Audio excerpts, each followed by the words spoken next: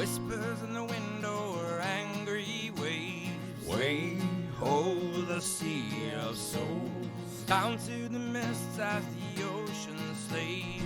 Way ho the sea of souls. Way ho the sea of souls. Way ho the sea of souls. Hoist the sails round the eddies and shoals. Hey ho, it's the sea of souls. Now drop the anchor and grab some grog. Way ho, the sea of souls. We'll make a new entry in the captain's log. Way ho, the sea of souls. Hey ho, the sea of souls. Way ho, the sea of souls. Hoist the sails round the eddies and shoals. Hey ho, it's the sea of souls. Oh, way ho, the sea of souls. Way ho, the sea of souls. Hoist the sails round the eddies and shoals. Hey ho, it's the sea of souls. Hey ho, it's the sea of souls. Sea of souls.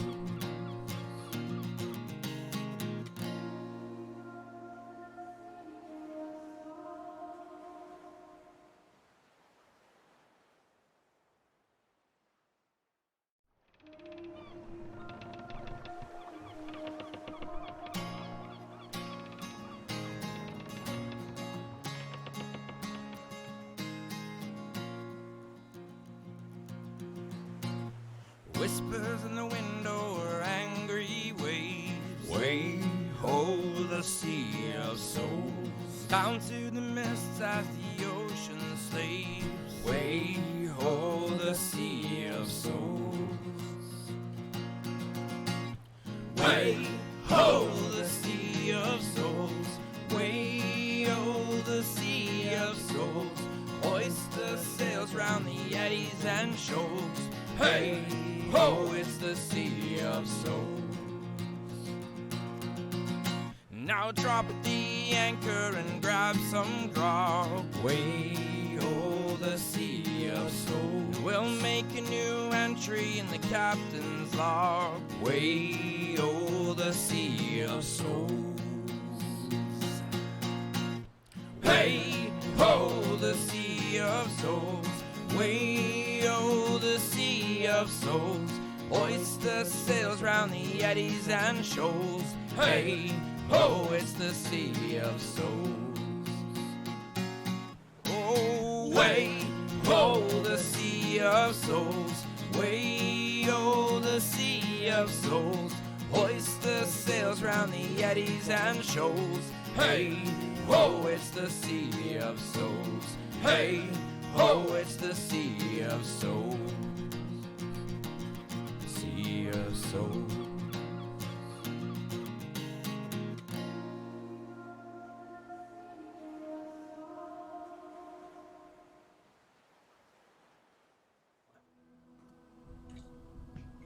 Ahoy, every peoples, and welcome once more to the Sea of Souls live stream D&D campaign, our ongoing adventures in the homebrew world of Eudora, a place filled with chaos and pirates and seafaring shenanigans and other things that possibly rhyme with those. But yes, I am Pundy, the DM, and with me, of course, we have Mike, Ian, Devin, and Jack as our four fearless? Yeah, sure. We'll We'll go go with fearless. Adventurers. Depends on the face you make when you roll dice. That's true. Yes, let's test that out. Let me just see. Let me use my metal dice and see. Oh, that's good. no. I don't like this. Dinar might have reason to fear tonight for Uh-oh. certain reasons. No. Hashtag Anyway, not sponsored. yeah. So we are playing in a homebrew world that is slowly making its way into a book. Tides of Yay! Chaos campaign setting, which has got some awesome art. A lot of it done by Mike, our very own Mike. wherever he Hello. is, where I am, somewhere. I around am here. down and to your left. There you go. There. Hello. Yeah, we've got custom art. We've got custom some classes, some new races as well. Yeah, it's fun. And pirates, because pirates are awesome. They never go out of style, I don't think. But yeah, make sure that you are following us on all the things. You can find all the things, the links to all of the things in our link tree. The link for that is up above. So check out our link tree. You can find us on all the social medias and tell people to come and hang out with us as well, so that we can have more followers and create more content and just do more fun stuff. Yeah. Yep. I think that sounded pretty good, guys. Yeah. Yep. That's a good opener. All the stuff. All the stuff. Stuff and things. And things and stuff. And Stuff things and and such. stuff. All right. So, to get us up to speed, a recap of the story thus far of the last... I was about to perform a murder. Yeah. We But, I mean, didn't that's- talk about that. That could be said for any of the previous 20 episodes. So, I mean... which, yeah, we've had 20 episodes already. We're in episode 21. This is episode 21. We can drink in the States. This is episode 21, yeah. Yep. So, cheers to that. Well, You're in a pirate port, so they probably don't even care about age there. So, No, probably not. whatever. So, you have to be this tall. Oh, sorry, Flick. Son of a gun. He's That tall for a one's- goblin. Tall for a goblin. Is he? I don't know if we ever established that. the or not. platform shoes. It is the platform shoes, yeah. All right, so to get us caught up to speed, having arrived back in Porto de Arias after finding the sunken dwarven ruins of the long-dead Drakfost clan, who somehow managed to harness the strange chaotic powers of Axiom, a crystallized substance formed from the Ataxian weave, the Chaos Weave itself. They use this to create unique weapons and items and other sort of contraptions and built it into their society as a whole, it would seem. Deciding not to report in with ship Boone after they've arrived back in Porto de Arias, the four instead headed into town for some resupply, some magic shopping, and meanwhile, the ship was being watched by a dwarven individual leaning up against the wall of ship Adamast, one of the 6 high ships in port. When Torque headed into the Stormcaller's hold to prepare their haul, he was met by an impeccably dressed dwarf who identified himself as none other than High Captain Aldus Boone of ship Boone, who seemed to already know all about their findings, the magical items, and more or less gave them the order that they were to report to him at ship Boone immediately. Gentlemen, we pick up as Torque calls up from the hold with his now famous catchphrase. Captain, a word. You hear Torque calling from below, only moments after he had gone down there. And that's where we begin. Well, at Torque's beck and call, Dinar will go towards him down into the... He's below decks, right? I'm on the deck. Yeah, of the ship. yeah. He I is was below below decks. Yes. So Dinar will go down. And I will relay everything that just happened.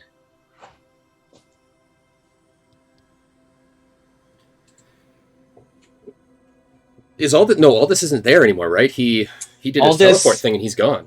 With a little twist of one of the golden rings, many golden rings that decorated his long braided beard, he vanished with a bit of a line of magic that kind of appeared and then a little bit of a poof, and he was gone.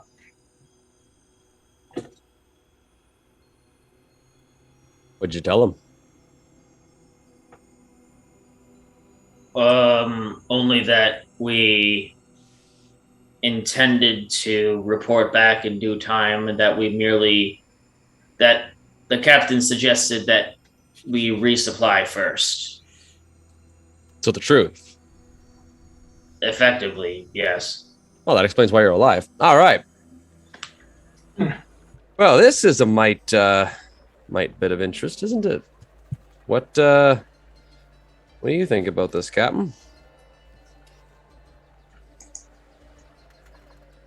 So you guys got the sense that he knew there was something on board. That he knew that we'd found something. Yeah?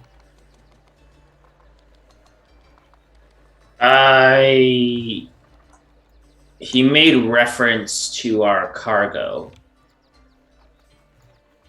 in a way that implies that he knows that we have something. And at this point, I'm not sure how long he's been listening in.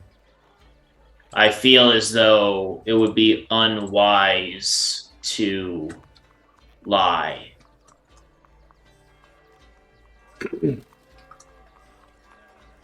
Well, I mean, we didn't start with a lie, so I guess we won't have to change our story.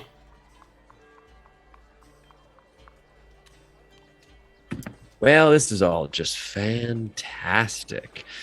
We're making friends and enemies everywhere we go, gents. Yeah. I feel like I'm back home already. To be fair, we did complete the assignment as per the instruction. The only thing that we were really chided on was punctuality. This was a clear power move. They were ensuring that they understood where we were on the totem pole of people who are important. I'm familiar with the sword, yes. Yeah, you're usually on the bottom because you're so big and strong. It's turtles all the way down. You two didn't see him come onto the ship, right?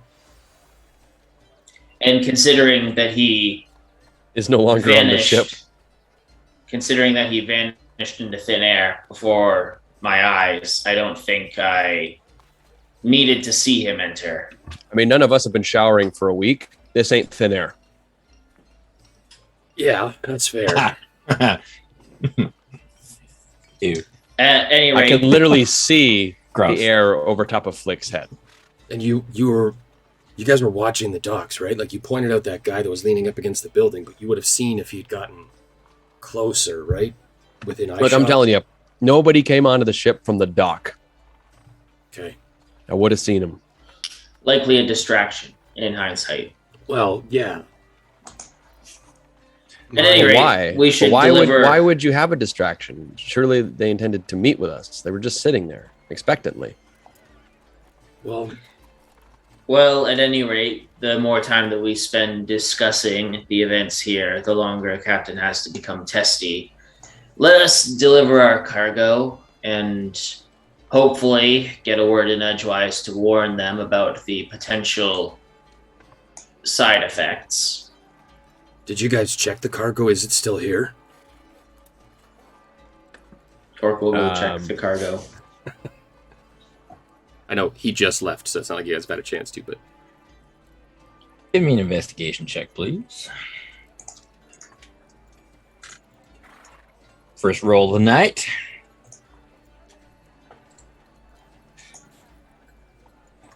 Dark always rolls high, right? Yep. I mean, if you call it 13 high. Yeah, it's all there. All the gold that you collected, your dragon scale, all the items that you'd acquired, the axiom weapons, they are all present. You don't Specifically, I think we should only take over the axiom weapons. The rest, we're skimming off the top because we were not asked to retrieve anything from those areas. Yeah, you were told, actually, as part of the contract, that you were allowed to keep salvage, etc. Mm-hmm. But they would take a portion or cut, essentially. Oh. Well, we weren't actually as tasked fees, with but collecting axiom weapons. We were you just were not tasked with finding the ruins, which we certainly did. That was your specific contract, yes, was to find the ruins and to report their location back to ship. Which we are in the process of doing. Okay, so do we bring everything, or do we just bring one or two of the items? Well, you seem to be under the impression that this captain has been looking through our stuff regularly and probably knows everything we have. We're playing with a full deck here, and they can see all of it. Let's lead with the weapons and then present the rest if it comes up in conversation. Sorry, I was more asking, do we bring everything from that ruin, or do we just bring a couple of them so they can see an example of what we found? I'm not suggesting we hide anything. I don't think we can. I'm just, logistically, do you want to bring everything? I think we should bring it all. Did you get a chance to talk to Joran? No. Not Why not? really. Well, I tried. I did go to the tower. Not sure how you knew that, but I did go to the tower. Well, the plan was to go and find Joran and give him the weapons. Yeah, I'm not the best captain. So, Ardell was back up.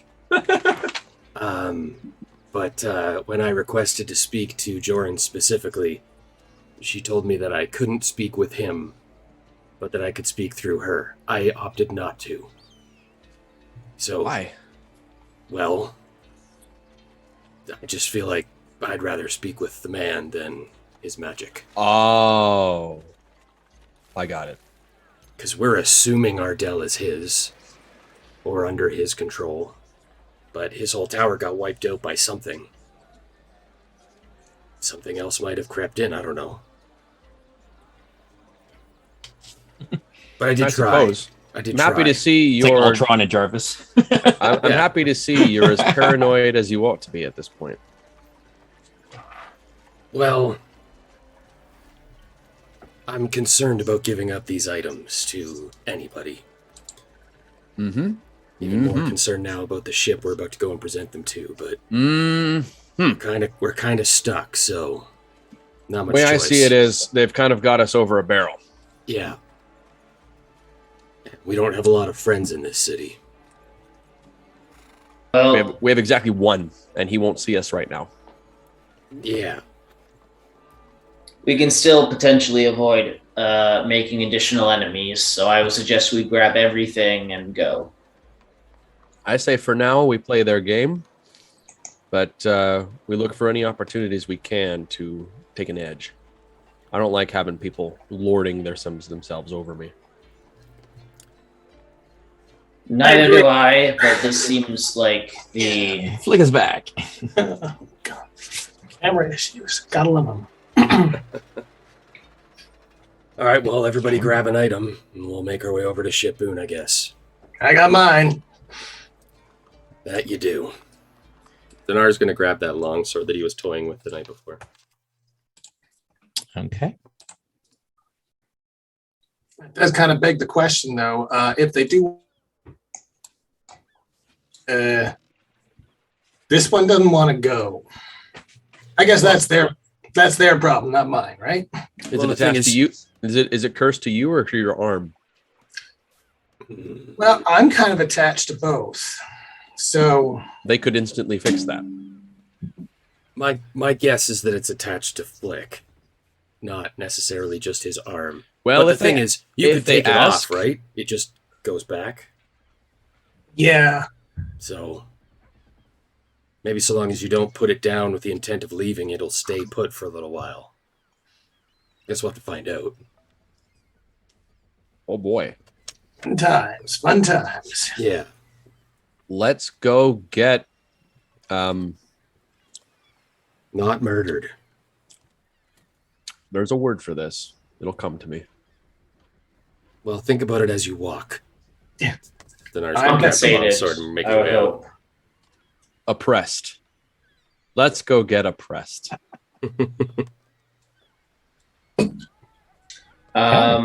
Torg is going to sort of take the sailcloth that they have and turn it into kind of like a Santa sack to carry everything over his shoulder. I think that's doable. It's a All pretty right. nice sack. It's a sack of something. Let's try and keep this highbrow, okay? What? But now? Oh, okay. Have you met us? What? Come on. What is this? I throw a feather up on top of your giant sack and summon my willy on top of it. There you go. Yeah. Or just glowers. Wonderful. All right. So the four of you begin heading towards Ship Boone. Yeah. As you disembark from the Stormcaller and begin walking down the most direct path, I'm assuming. I don't think we want to waste any time. Yeah. All right. So taking you alongside the compound of Ship Adamast, where you had seen the dwarven individual previously watching you, who's no longer there. You make note of. Mm-hmm. And as you kind of come to the end of that street there, and get past Ship Adamast, you do see a number of dwarven individuals kind of on the outskirts of Ship Boone, who kind of nod as you approach, seemingly expecting your arrival. And indeed, as you approach the sort of double wide wooden gates that are kind of partway open at this point, one dwarven individual in particular, she kind of steps out. Aye. The High Captain told us that we'd be expecting you. You're from the Stormcaller, right? Yes. That's the captain there. That's us. Aye. We're the Stormcaller. Good. Follow me. And without waiting, she just turns around and walks into the compound, kind of expecting you to follow. We follow. I mean, all hail the conquering heroes, right? Let's go. The others around there, some of them kind of watch you just non-interestedly. They just kind of take a glance at you, just kind of like, more than a few of those seem to be kind of watching you a little bit closer. It's always curious when somebody gets summoned to the High Captain. You get the idea, and then they're just kind of watching you go in, or what's this all about? Like getting called to the principal's office and everyone else is going, ooh. Yeah, kind of something like that. Like, especially being non-dwarven individuals tends to make you stand out a little bit more as well. Some of you standing much taller than them. But as you're brought into the compound, where you had briefly been once previously to speak to Kuna and Havla, upon them kind of informing you that Connor had been kind of kept in hiding and was safe. There's the main manor. You can see a number of houses and kind of buildings of various implementation throughout the compound. One is clearly more of kind of a warehouse or storehouse. You can see items being loaded on carts, kind of taken in and out. One seems to form more of a barracks, but the main manor itself is hard to miss. It's the largest, and it is this one right here. You guys can see on that. Mm-hmm. And you're brought up to the front doors, which are closed. And without anybody on the outside opening them as you approach, they open up. Beside the doors, well, let's just go to the map here and show you.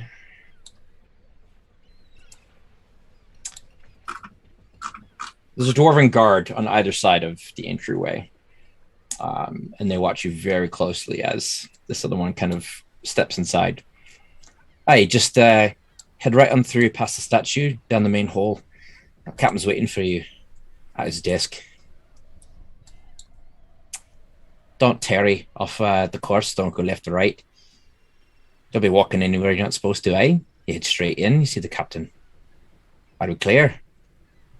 Aye. Bristol.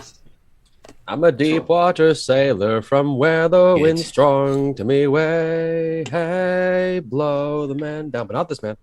Yeah, he does that a lot, so don't think much of it. If you buy me a drink, then I'll sing you a song. Talon, maybe... Hey, blow the man down. Everybody! Never mind. In case you haven't met us dwarfs before, we do like to sing, so... That's true. I should know that. Blow the man down, bullies. Blow You'll do the right, man fine. down. Orc is just seething this whole time. We sing down. blow the dwarf down in this one, or perhaps blow the goblin. Sorry, no offense. Hey, songs. taken. Old songs from the previous age when kind were more enemies. You know, it's hard to get some of those lyrics changed. It takes time. Not that we hold. At least I'm assuming you're not one of the mainlanders. No, but we do borrow some of the language. So if you speak Goblinese, just don't translate too much literally, and you'll be fine. Right. Or, yeah, and don't order sausage ever. Anyway, moving on. Yeah. Okay. No. Well, let's not keep the High Captain waiting. It's not good for you or for me, right? All right. Hey, Magnus, open up the doors for them. They're going to see the captain. One of the dwarves beside the two doors inside goes, kind of gives a knock. You hear from somewhere farther in, "Hey, let them in." And the doors are opened for you.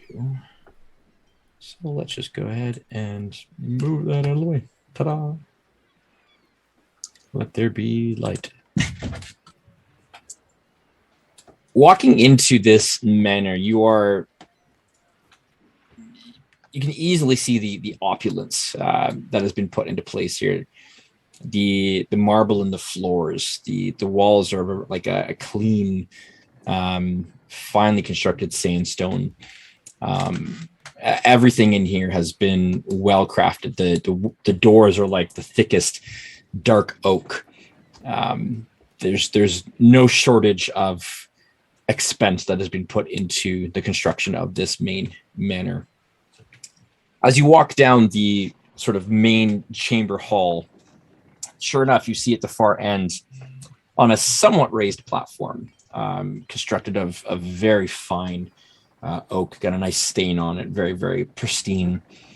Sitting behind a desk is somebody who, Torque, you recognize immediately, thanks to his white suit and the ponytail at the back, the gold kind of in his gold bands in his beard. And he's just kind of scribbling in a ledger on the desk. Two interesting items are up on this raised platform. One seems to be the helm of a ship that has been kind of fastened to the platform itself. And it looks really weathered and beaten. You can actually see there's some parts of the wood have been, gutted and scraped, and there's parts are missing here and there. And in its kind of wrecked condition, it's just kind of sitting there. On the other side is what you can only assume is a cannon, but it is unlike any cannon that you've ever seen. It's got gears and dials and fine-tuning elements kind of all over it.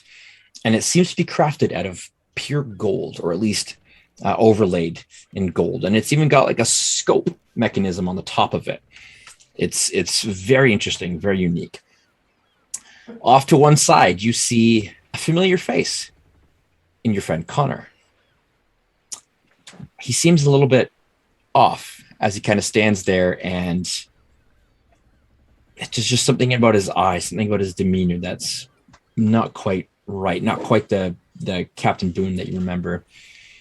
The individual beside him, Kuna, who you had met previously, along with her twin brother Havla, the one who had in fact given you the contract that you were out taking part of. And there are two other dwarves who are standing guard in the room as well. These ones very, very well armored. Their armor itself seems to have some very obvious enchantments. You can actually see a little bit of a shimmer and sheen kind of in it. It looks too nice. And one holds this really massive kind of battle hammer. The other one's got a mace, just kind of tucked off to the side. Both of these big shields that, again, there's something more than just like a normal shield about these. These dwarves are clearly well prepared to handle anything that kind of comes their way. Isn't it uncomfortable to be wearing armor all the time like that? As you approach, Looks great. Aldus makes no notice or no acknowledgement that you've entered yet. He's kind of scribbling away. Torque is just going to clear his throat very loudly. As Torque is doing that, I want to try to make eyes with Captain Boone. Is he avoiding eye contact? Give me an insight. Give me an insight check. Okay. Yeah, I definitely want to eye him up and see if I can read him. Insight. Wow. 14 and 1, so 15 for me. 15? Yeah. Only a 13 from Flick. Okay. Not bad. He's not avoiding eye contact. At least it's not an intentional avoidance of eye contact. It's more he seems somewhat unaware almost of his surroundings or of what's going on, and he kind of looks in your direction, and you see there's a bit of almost kind of a hint of recognition. Then he just kind of turns and looks off at something else. Mm. And Torque, as you clear your throat, Aldus just kind of puts up a finger and just holds it there for a second as he continues scribbling. Huh. I think that Stand at attention until he is finished. All right. Hi. Good to see that. When I said, with all haste, that you took me seriously, Master Torque. Welcome to my not-so-humble abode. Torque is nothing but serious. Tell a joke, Torque. See? Torque's eye just twitches. So, we have a few things to discuss, my friends, don't we? Torque, why don't you set that heavy bag down? Hey, be Just careful very of the marble gently, floor, eh? very gently just lowers it, keeping it tied at the top. We heard you'd be interested in Torque's sack. You do have a clever tongue on you, Master Talent. Just be careful it doesn't get you into too much trouble, eh? Ha! Not on my watch. Well, Just internally, Torque is just like sea shanties, puns. It's finally happened. I've died and gone to hell.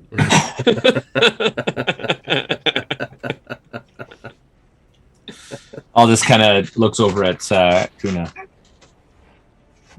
Gives a nod towards her, kind of towards the sack, and she just, without even moving towards it, she just kind of looks over at the four of you, looks back at him, gives a nod. Hey.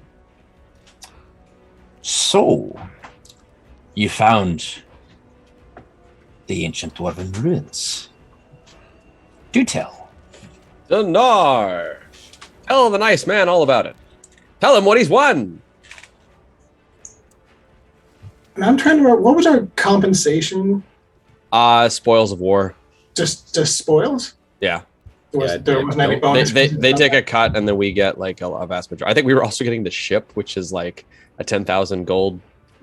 Yeah. I think we may have, so I think we may you have weren't convinced given ourselves the we were ship. getting You the were, ship. yeah. You It's were like when a lent company. the ship. It's like when a company gives you a laptop. It's like it's still technically their laptop, but you can use it. All right, just, yeah, so I don't I'm need very to... interested to hear about these ruins. Please do tell. Captain Did you see Dinar, instruct the nice, very handsome individual about all the various exploits that you have done under your command. Please. It's like Talon is trying to get Dinar killed. Spare the flattery. I'm too old for it. All right, you big okay. Well, we sailed across the southern shores, up the eastern shores, and came across ruins. We swam Oh down. Lord, this is the worst We story. swam down and we found what appeared to be the crest of some ancient... I mean, you Dwarven didn't talk ruin. about the giant tentacle monsters, or Well, you because didn't that's talk not about the sharks. That's not the dwarven ruin, Talon. Torque is just gonna palm Talon's entire face with his hand. Just let the captain finish. We encountered some things on the way, but I figured you didn't care about that. You cared mostly about the ruins. So we did find something. Indeed. The tops of castles and stuff. So we swam under. We found dwarven crests. Script that I couldn't exactly make out because it was old. We managed to find like a great hall. Like a banquet hall or something royal. And shopping mall maybe. I don't know. Everything's out on display. Kalen is internally screaming at this assassination of fine literary storytelling. Except Tark still has his full hand over his face, so it just comes out as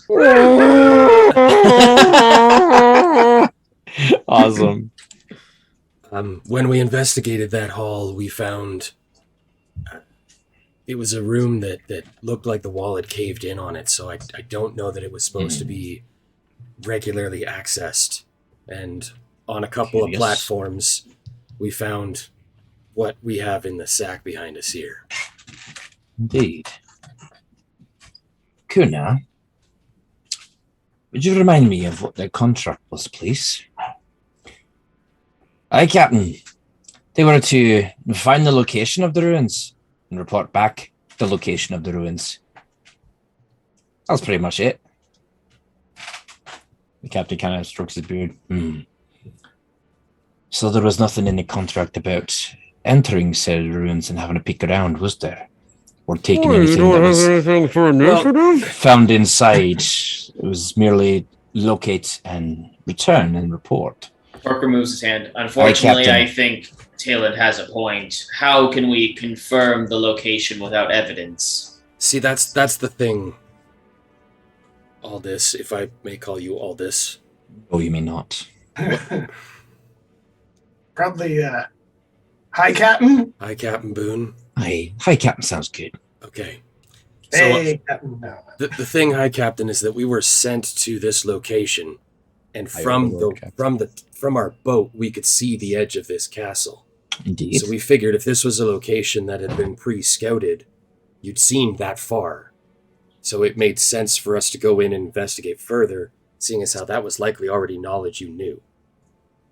There's also, of course, the aspect of taking initiative for the betterment of Ship Boone's interests.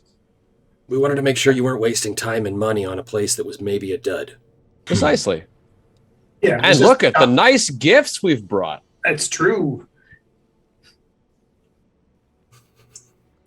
I think you're trying too hard to... I don't really know what you're trying to do. Impress me or calm my sensibilities. I'm not really sure, but I've been alive longer than any of you, for sure. I'm not interested in small talk anymore. I'm not interested in flattery and all that nonsense that gets in the way of business. I prefer to keep things straight and on the level. Well, what do you think, Kuna?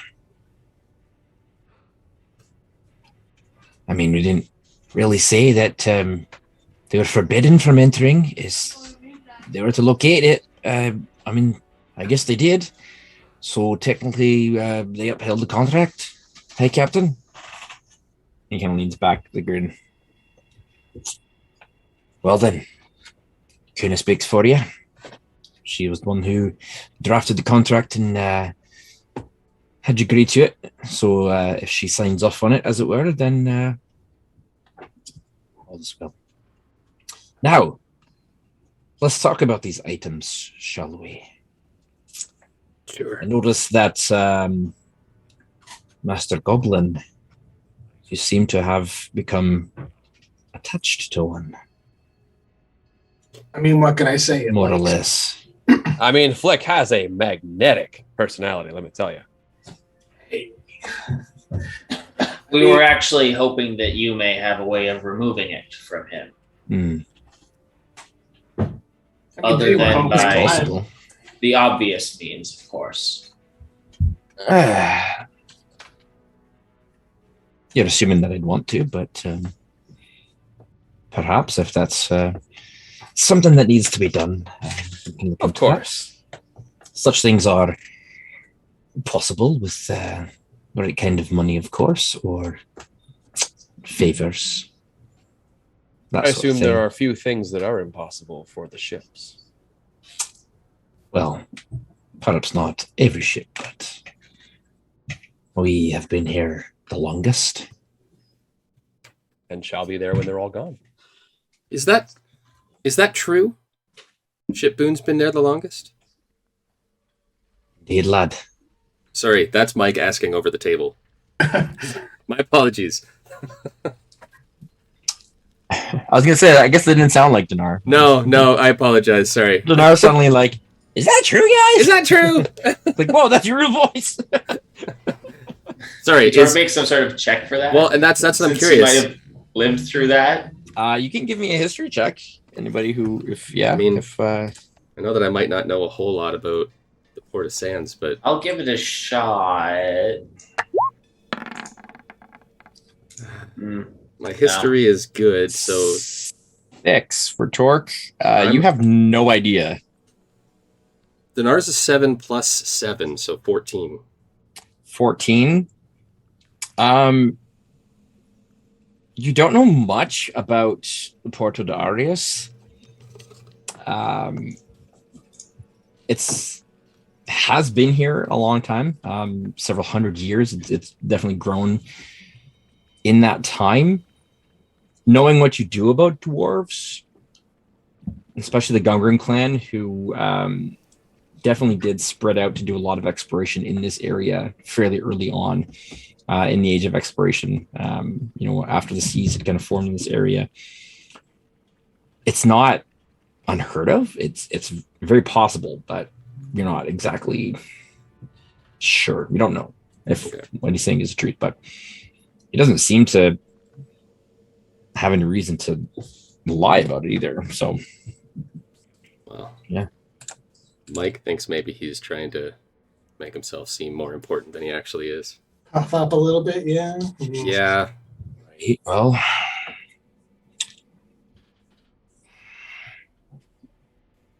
I'm trying to decide what our current relationship is and what it should be going forward. We do have a bit of a conundrum here involving our mutual friend, Master Connor. As you can see, he's not quite himself. I was going to say, I've seen him unhappy, angry, drunk, sleepy, Dopey. dopey. Yeah. He's How been many all other dwarves coming? Some dwarves coming. and I think he needs Doc right now. There we go. Oh, that's terrific. And Flick's just going to sort of like, hey, Captain Boone. Maybe this is what he's like when he's sober. Hi, Captain. Has he been like this the whole time he's been with you? No. He's gotten worse. I hate to admit this, but the truth is that we don't exactly know what his current ailment is. You see, we'd kept him in hiding here from certain interested parties, that much you knew. That much Kuna had revealed to you. And I believe you had spoken to him early on as well through the sending stone pair that you were given. Yeah, Flick had a great conversation with him. Indeed. And in truth, he was fine. We had some catching up, some remembering of old times, and one morning he woke up, but he didn't even get out of bed. He just sort of laid there. His eyes were kind of glazed over, looking at the ceiling, and he seemed to not really be aware of where he was. So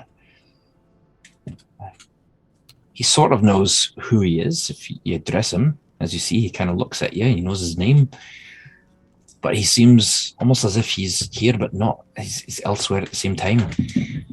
We've had a few of our clerics take a look at him. This is something the likes of which we haven't seen, as an affliction of the mind, perhaps some sort of psionic ailment or curse or something else. But Ooh, Skipper, I got an idea. Actually, I got 2 ideas. Was he bitch please slapped by a don't god? call me Skipper. Sorry, hi, Skipper. Hi, Captain. Right. High Overlord, captain of all the best ships in all of the best Torque. seas. That's enough. Cover his mouth again. Just puts the hand. Hi, was bitch slapped by a god. hey, this is my exact timing on this ailment. See if it lines up with any of our other activities in town here. Yeah. It was 4 days ago. So I'm That's- counting, but 4 days ago, that's- were we at sea? Yeah. Aye. What? Okay, do we know what we were doing like 4 days ago? 4 days ago was Tentacle Monster, wasn't it? 4 days ago, yeah, you probably Or shark fight. that probably would have been on your way to the ruins. Actually, heading up past the maelstrom. Was Flick's greeting card thing the last or the voicemail the last time we used the sending stone to talk to him? The last time that he responded. Right. Okay. Because Dinar tried to reach him.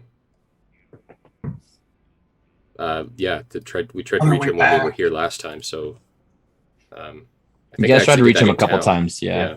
And you weren't able to get a hold of him at all. Hi, Captain. Maybe this is a stupid question, but have your clerics verified that this is in fact? There's no such Connor thing as Boone. stupid questions, just stupid people. Sorry, I couldn't hear you over the inane muttering of that one there. What'd you say? Yeah, no. Have your clerics been able to determine that this is in fact Connor Boone? Why, it's Connor Boone, right? Well, I know my nephew. okay. The only reason that I ask is because we were ambushed in the streets by a bunch of doppelgangers, not actual doppelgangers, but It was a simulacrum, I believe, was the determination. simulacrum. Runix. Runix, yes, and his goonies. Oh, Is we it know all possible of they've Runix. gotten to Boone and they've left some? No. Okay. Copy in his place. This is a changeling. Yeah. That one's particular abilities are very specific and apply to himself only. He can make copies of himself and only himself, not of anyone else. Well, that's a relief. Neat! I assure you that he has had no access to this compound and to where we had Connor safely secured. So it was not Runix. I don't like not knowing things that I ought to know. If And this I one vexes me greatly.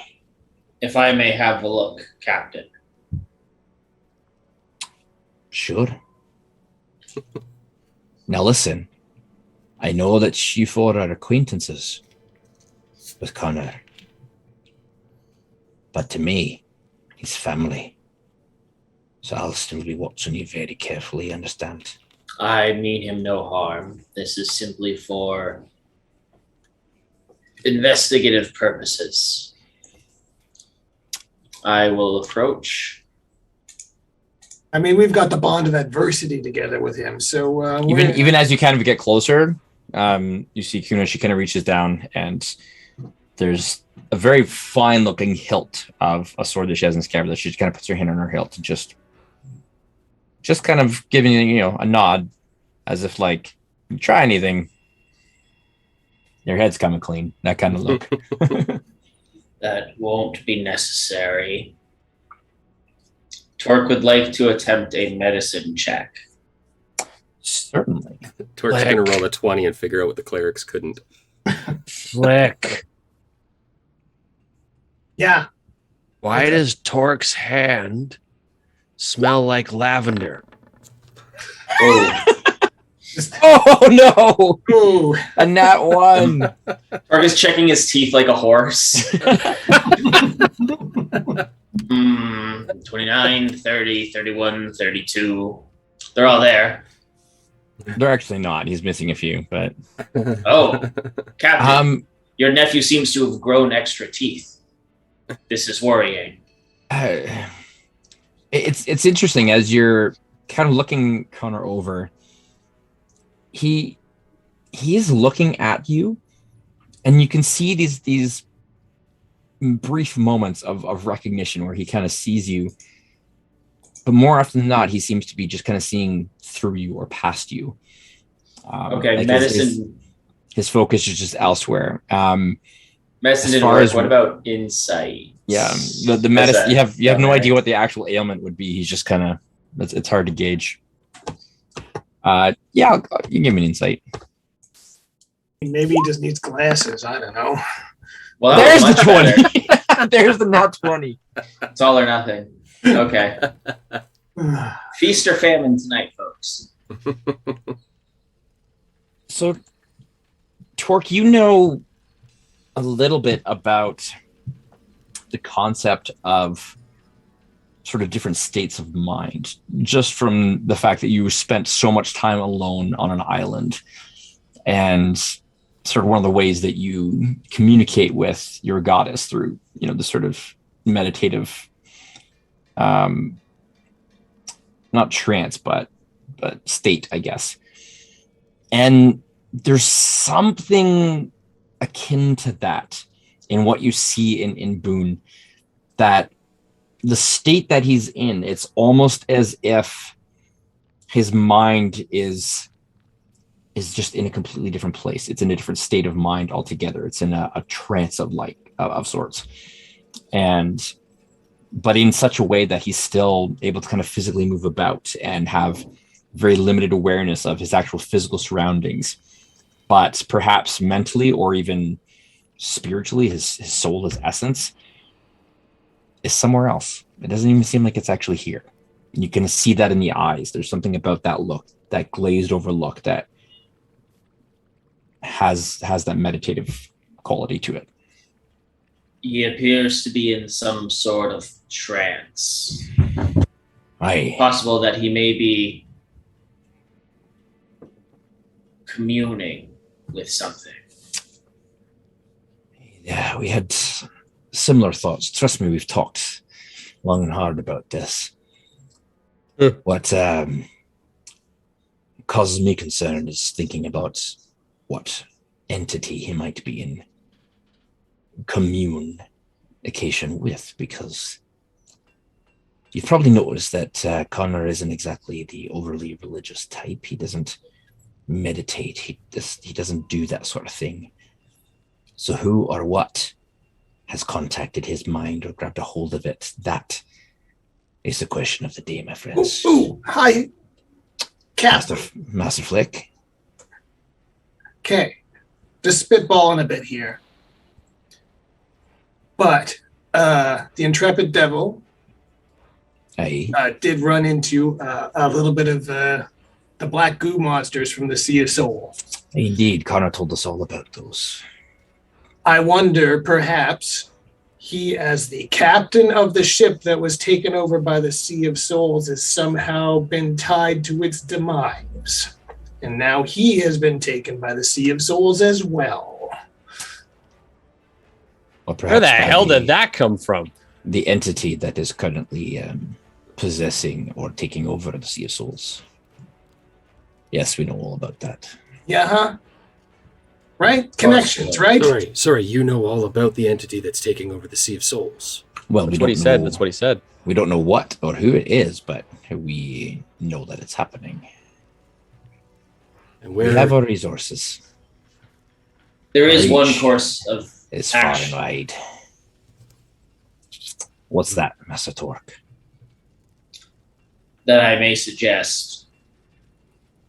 We tried hitting him over the head, so that's not going to work. Trust me. What is your standing with the wizard Joran? If anyone Joran. is able to dismiss such an enchantment, I believe he may be your best bet. Aye. That's possible. Joran is an interesting fellow. We've used his services from time to time, as many of the ships here have. As Connor was on quite good terms with Joran, as I understand. I did try to reach out to him, but it would appear that something occurred at his tower that has made him unavailable at the moment. Dinar is going to make eyes with Tayland. Going to kind of raise his eyebrow ridges. Wasn't me. Aldus is going to make an insight check on that. Can Torque impose disadvantage by being distracting? You could try to distract. How are you going to try to distract him? I think Torque is just going to ask some more leading questions. Just when was the last time you spoke with Jorand and was she actually responded? Personally, I haven't spoken to Jorand in about a year or so, I think. Used his services that frequently of late. He's grown a bit more eccentric. That's saying a lot. You got but that anyway, right. No, I haven't had contact with him for some time, but I know that Connor frequented more often, perhaps even just as friends. But anyway, I haven't heard from him in a long time. So, but as far as I know, he's not one to leave his tower. So him being unavailable is a curious turn of events, eh? You lot wouldn't happen to know anything about that, would you? Perhaps he's simply come down with a cold. A wizard. Well, you know these An wizards and their wizard and they're staying in their towers and everything. getting a cold. Probably more like a magical malady. I think I had one of those once. So there was this really hot wizard at this one bar. Okay. Or perhaps he is simply too busy to commit himself to the needs of others at the moment. That does Perhaps- sound like a wizard, isn't that right, Dinar? Our No. fellow wizard. I notice how quick y'all are to be on the defensive for him, which I must say is quite curious. Obviously, it's something you don't want to divulge, so I'll leave it be for now. But that is one possibility if he does become available to see what he could possibly do for Boone. But as I said, this doesn't even seem to be something of a magical persuasion, but more of a mental. How familiar are any of you with psionic arts?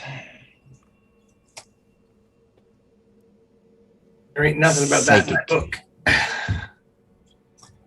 There are individuals who, very similar to what magic can do, can use the powers of the mind to create very interesting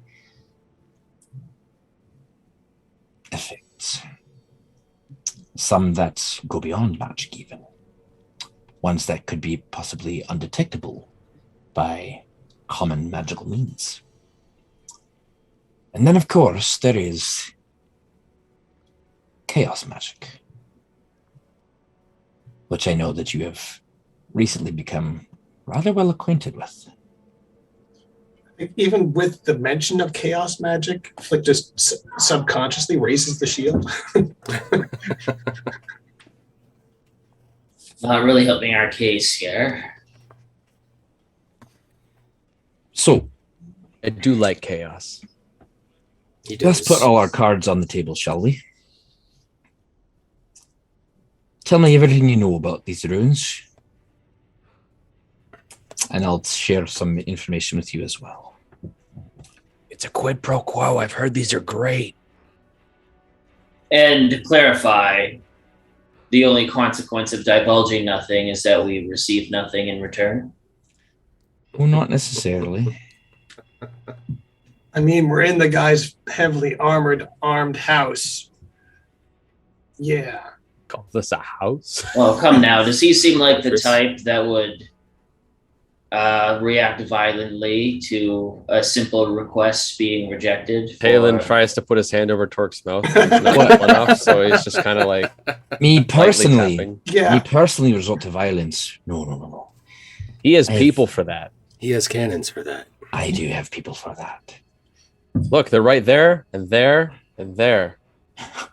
One of them just kind of goes, He's people for that. He knows what's up. You like killing people, right? Especially getting paid to do it. Yeah, he knows what's up. all right, look, I'll be blunt. I already know where you were What we told you. and what you saw. What we told you. And what was on your ship? What we told you. Oh, you didn't tell me everything. But I know. We told you those 3 things. So it's in your best interest to just be honest with me. I assure you, you and I, we are on the same side for now, unless you change that. Well, Dinar literally cannot lie to save his life. So, there you go, buddy. Yeah. Hey, D, just word to the wise here. This guy's remind me a lot of the camp overseer, where he drag you in, where he already knew the crap you'd done, and it was just a test to see how much you were willing to spill, and that's how big your punishment was. I have a song about people kind of like that, but I'm not going to sing it here. Yeah, let's forego the song. Yeah. Yes, please do. Well, Seconded. all right. You want to know everything that we saw, and everything that we encountered, The important stuff. but you already know what we encountered and saw. Well, yes, but I want to hear your experience. It's a test. I'm just asking if there's knowledge you already have. I could just Just forego tell that. me what you Alright. saw, will you? We're beating around the bush here. Come on. Dinar, you've been to school, right? You've answered questions that the people asking you the answer to. Captain, if I may, with your permission, Captain Dinar, perhaps it would be more fitting if I relay the highlights of our journey. Well, we're going to be here all night. Cole's notes versions. Sure. That's Dinar. Torque, go for it. We entered the sunken ruins of the castle. We found a strange magical trap which has since been disarmed. We found a strange magical creature that has since been neutralized. We found the contents of this sack. We found 2 ghosts, which warned us of the dangers of what is in that sack, and we returned.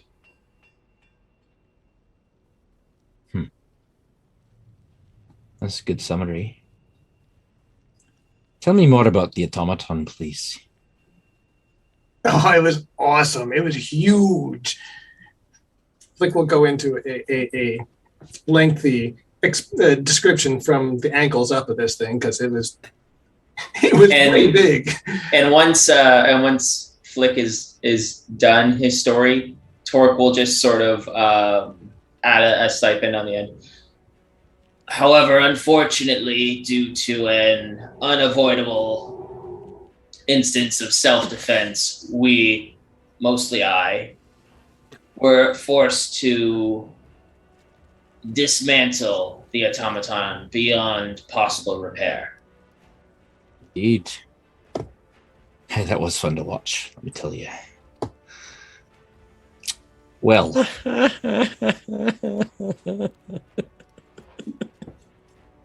it did seem that the automaton was drawing energy from the runes around you, wasn't it?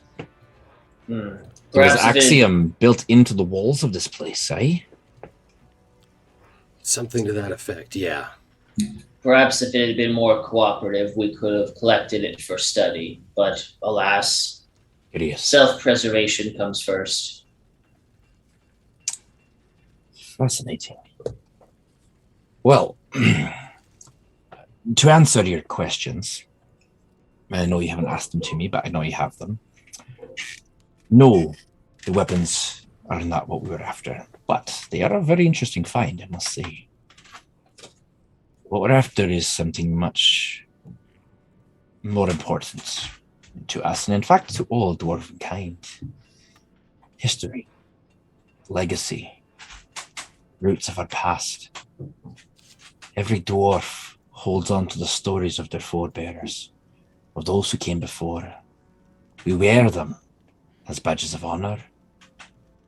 Even the moments of shame and dishonor, we learn from them. seek to use them to refine us, to become better. And so, knowing everything we can about the dwarves who came before, especially ones who were as interesting as the Drakfost clan, there's great wealth to be found in that. I mean, of course, we're interested in the wealth and stuff, of course. I mean, it's... Well, I mean, there's 2 active ghosties down there, right? You can just go talk to them. Yes, indeed.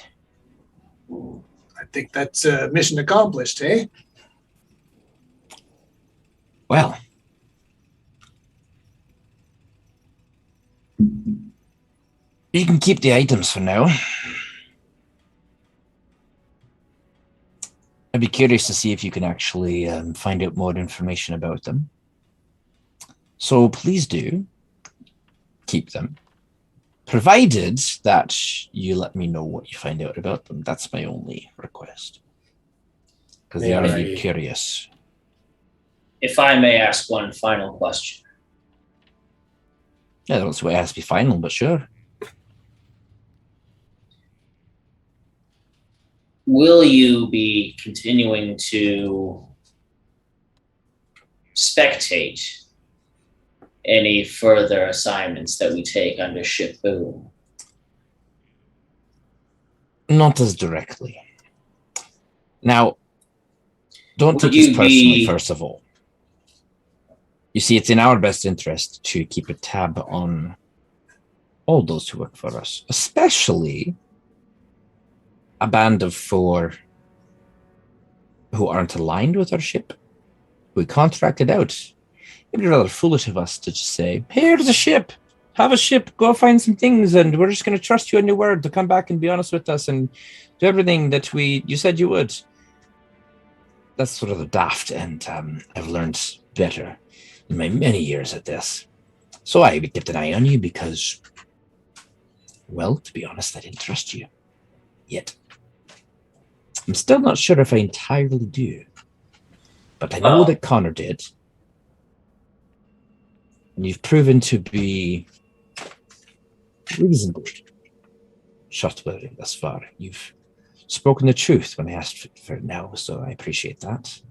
With all due respect, High Captain, spying on someone without their knowledge or consent is certainly not a way to sow trust among potential allies. I don't care if you trust me or not. I've worked with enough wicked men in my time that I have gained a discerning eye for my choice of employers. Aldus.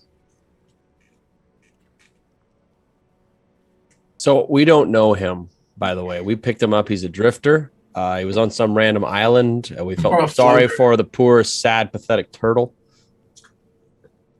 I heard turtles are pretty good to keep on boats because they have a special bladder that has fresh water, and they're also the most delicious meat in all of the earth. Let me ask you something. I am an open book, apparently.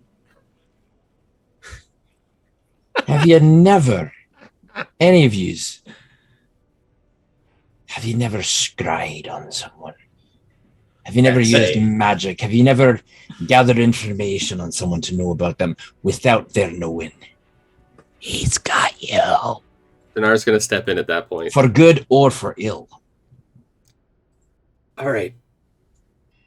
There's something else that we need to tell you in an effort to try to calm the waters here. Ha! Yes. Nautical humor. Yeah. Yes, we have scryed. And that is actually the reason why Jorand is out of commission at the moment. Interesting. We did a job for him, with part of the payment being a scry that he would do for us. I believe it was Talon. It was your query, right? Is that who we scryed on? Is that who we scryed on? We scryed a guy. But it was your scry. It was a guy that led to the thing that happened, right? It was a guy. Okay. No, there was 2 of them, wasn't there? Was there 2? There was the scry on your guy, and then there was just the scry on the what's happening. I don't care. I don't care about the specifics. Right? That doesn't concern me at the moment. My point is, If you want to get all high and mighty about scrying on people or watching people without their knowledge being this wicked thing, any sort of information gathering about somebody without their knowledge is akin. You think it's wicked? It's business. And I was forthright in telling you now, wasn't I? I owned up to it. I admitted as much. Because I'm hoping that from what I've seen, that moving forward, I won't have to do it.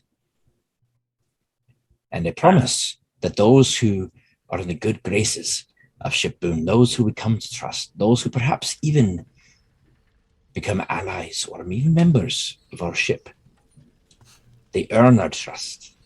They earn the right to be sent without a watchful eye kept on them all the time. But for those who I've never met, those who I don't know, you'd be damn sure that I'll be keeping as many eyes on them as I can, especially when it comes to things that I own and things that I've invested in. You're not wrong. You gave us a ship. Aye. It's yours to scry. It was. I have 2 questions for you, High Captain, and then... You seem to have a lot. Well... You keep saying last question, or one more question. Just ask your bloody questions. Okay. You're interested in us bringing back as much information about these weapons as we can. I have recently acquired the ability to do so, but I require a component that I can't currently afford. I got you covered, D. Don't worry. Do you happen to have a pearl worth 100 gold? And then I could get this process started a little bit faster for you. Lad, look around you. I don't want to be presumptuous about taking items of that kind of value from people that I'm employed by. Well, he asked if I had one of that value. Kuna, find our Dragonborn friend here a pearl, would you? Hey, Captain. Thank you. We're good for it, man. I promise. I don't care. Take the bloody pearl. I never understood why they were so valuable to begin with. It's literally just oyster vomit. Because they're shiny. They are shiny. That's true. My other question for you, High Captain, is we only managed to scout the one side of the island. Aye. Granted, we found ruins. Do you have Aye. any interest in the rest of the locations that were marked on the map? It's possible. Kuna would know more about that. She's sort of our history expert. She's been the one to bring this to my attention in the first place and convinced me that it was worth Ship Boone's resources in uncovering everything we could about these ancient dwarfs. Kuna has become quite a bit of a bookworm, haven't you, lass? She just kind of actually goes a little bit red and kind of looks down a little bit.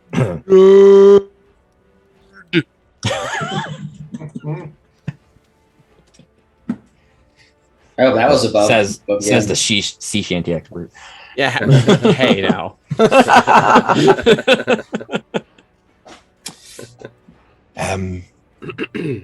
Kuna, why don't you take them on?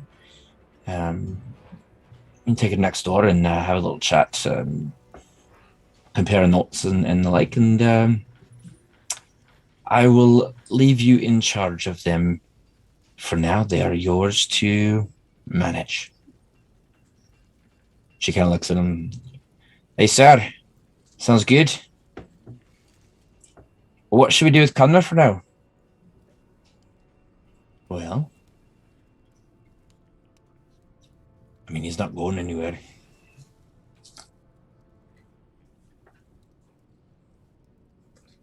Connor! Lad! He kind of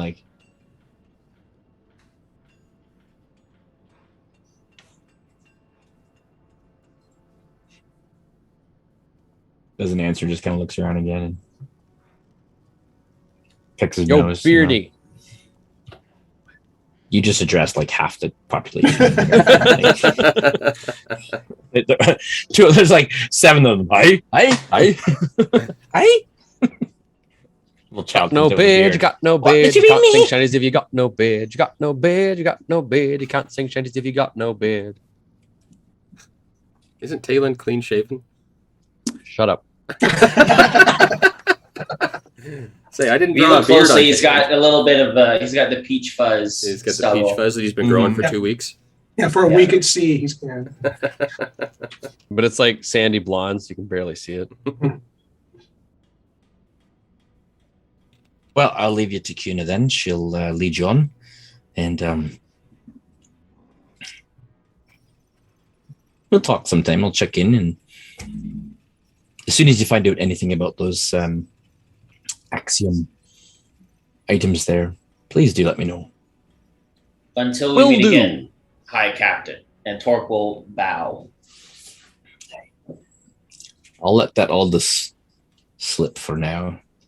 We're not quite on a first name basis. Not too many people are with me. It was presumptuous of me, I'll admit. Captain, just before we do go, the Hey. sending stone. Sorry, the sending So stone many that Connor questions. had. The sending stone that Connor had. I have some questions. What? Who has that now? Kuna has it. Okay. Just want to know if we were to use it, who we would be addressing. I Torque takes out the sending stone. Kuna, I have one last question. have several questions. She just looks at you like, That doesn't actually happen. okay. I take the sending stone. Kuna, I have a question. I'm bloody here. I'm standing right here. Yes, but this makes me sound more important because my voice is echoing. Oh, this is quite nice, actually. Well, it's actually not because I hear it up here. It's kind of like a speech jammer. Daft idiot. Oh. Yeah, Oh, God. this What- room's what is the kind of most earwormy one that I know? Soon may the weatherman come to bring us sugar and tea and rum. Enjoy the rest of your evening. She takes like her sending someone she has and she like aims it like at your head and just like You'll You pay for doing that. anything tonight? Dinar's going to grab Why? Talon by the back of the neck. Just start dragging him out towards the door. You're not my type, but thank you. I'm everyone's type. We are actually supposed to go with Kuna, though. I think that was what we were just told. That is true. Well, yes, but not in this room. No. You'll be following me then, eh? Yes. We have much to Aye. discuss. Right. Come then. Connor will stay here with Aldous for now. Stay out of trouble. I mean, can't be getting into anything anyways. Doesn't really move unless we tell him to. Come, fellas. It's been at least an hour since I've had a drink. All right. So she kind of leads you down through kind of back into the kind of the main hall where the massive fountain is. And as she does so, she kind of casually says, kind of jealous that you all were down in those ruins and I didn't get to see them firsthand. I've been reading about these ancient clans for so long that I don't know what it is, but just something about it that really speaks to me, you know. Anyway, I want to show you some of my research. I think you'll be interested in it. It'll perhaps shed some light on these the items that you found as well. You know, I've been reading a little bit about Axiom. It's hard to find. There's not much information about it, but it pops up here and there in different histories and you know, stories, records from here and there. So it's a very fascinating thing. How they basically took what is it? The chaos weave, kind of No, I think you and her can have a physicalized very it nice somehow evening. and became a thing. It's fascinating. Well, you're not going anywhere. You're all coming with me. That's all. Yeah, it is but from High Captain, I'm right? gonna drink until I don't understand a single word you're saying. You don't understand a single word she's saying already. I won't take many Huzzah! drinks, I then. have already achieved a goal today, and it's only noon. Follow me, please. She leads you off to a side chamber. where there's another dwarf kind of standing at the door there. Kuna gives her a nod. That dwarf nods in return, steps aside, and When I was just a little lad or so, my mommy told me away, all away. That's not what I wanted to do. Oh, geez, someone projectile vomits out the door. No, I'm trying to. Talen's not with us. He's lagging behind. Cast But magic if I missile in didn't the I kiss the darkness. girl, my lips would grow a moldy. All right, so she's just kind of leading you up this side hallway here if you want to come Talon, along. we're over here. I'm stumbling around like a drunk. Oh, Oh, no, you can't go in that room. Get out of there. Not in there. Oh my god. Whatever Connor's been affected by is contagious. Stop it. Follow me. Follow Kuna. That's the problem with the Roll20 lighting. If you leave Yeah. the party, you got to find them again. So she just leads you all the way up here for purpose sakes. Anyway, she kind of leads you along these side hallways and the like, and Leave her up and away. leads you through several doors. You seem to be on like servant hallways or something. You're kind of in behind and around, and then she kind of continues to lead you through. After the kind of one that she leads you through there, most of them are locked now, and she unlocks each one. Continues on, and you come to a set of stairs leading down. Everything is like opulent. Everything's all well lit. It's very, very nice place. And she leads you down stairs that kind of twist at first. They're like these nice wooden stairs, and then they become almost like a refined sandstone, like a polished sandstone that kind of actually have a little bit of a sheen to them. And they kind of like echo as you go down. You can hear as you realize now that you're kind of going underneath the manor proper and quite deep down. You go down probably about a good like 40 or 50 feet or so. And suddenly she's not there. She turns a corner around. She turns a corner as she's leading you around these kind of switchback stairs. And then just you turn around, follow in the corner, and Kuna's gone. So I guess this is one of those self-guided tours. Well, she was vaporized. I guess we can go, lads. And From up above, you hear the sound of something heavy. Close. Those are some big rats. It's still well lit here, Craig. There are lights that are on, kind of on the wall, like sconces and the like. So you do still have light, but beyond the next turn, kind of switch back. Hey, guys. There are no more lights. I think we're in prison. This I am familiar with. Well, this Let's jump to seems a bit- conclusions here. This seems like a bit of an overreaction. I may have been a bit Really, terse. Torque? Really? I'll admit I was a bit terse, but then again, I've Yeah, never really uh-huh. been known for my social tact. I'm pretty sure that the only one here who was respectable was Flick. So let's not start pointing fingers at everybody else when all of us were kind of dumb. Still, he can't imprison us for simply speaking out. Hey, That's newsflash, censorship, that's Torque. tyranny. He helps run the city. He can do whatever he damn well pleases. He's the High Captain. You would think he would have a bit of a thicker skin if that was the case.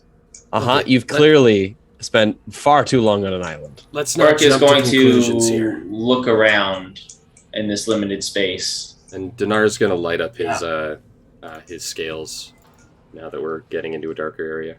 Yeah, like I was saying, that dude totally reminded me of the camp overseer. My uncle Scab could get under his skin so easy. You going full lit, full brightness?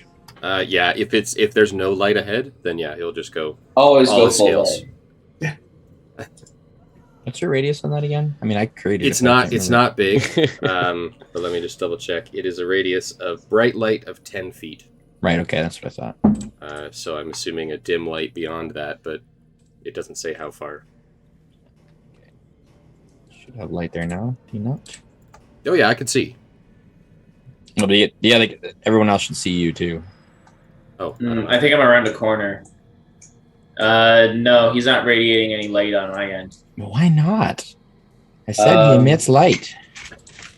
But is it set up so that other players can see the light? Yes. Because otherwise it's just registered as like dark vision.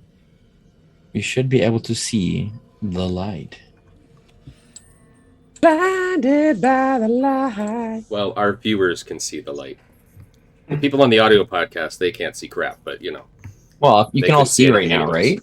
Shall I describe it for you? Or If shall you I can fetch all you a box? If you can all see right now, then you it's probably from his Yeah. light that you can see. So We're I still can, I on can, winding yeah, I can see. staircase, right? So Okay. Yeah, okay. there's just lots of walls here. That's how we can't see a lot. Yeah. That's right. Yes, you're in a staircase, and Yeah, at Jack, the you can bottom of see the that much, staircase there is What's a. that? You Yes, can I see that much, right? Okay, all right. At the bottom of the staircase there is a very heavy-looking wooden door with reinforced iron bars on it. Orc will test it to see if it's locked. It is not locked. Orc will gently open it. Okay. As you push the door open, there's a definite creaking sound.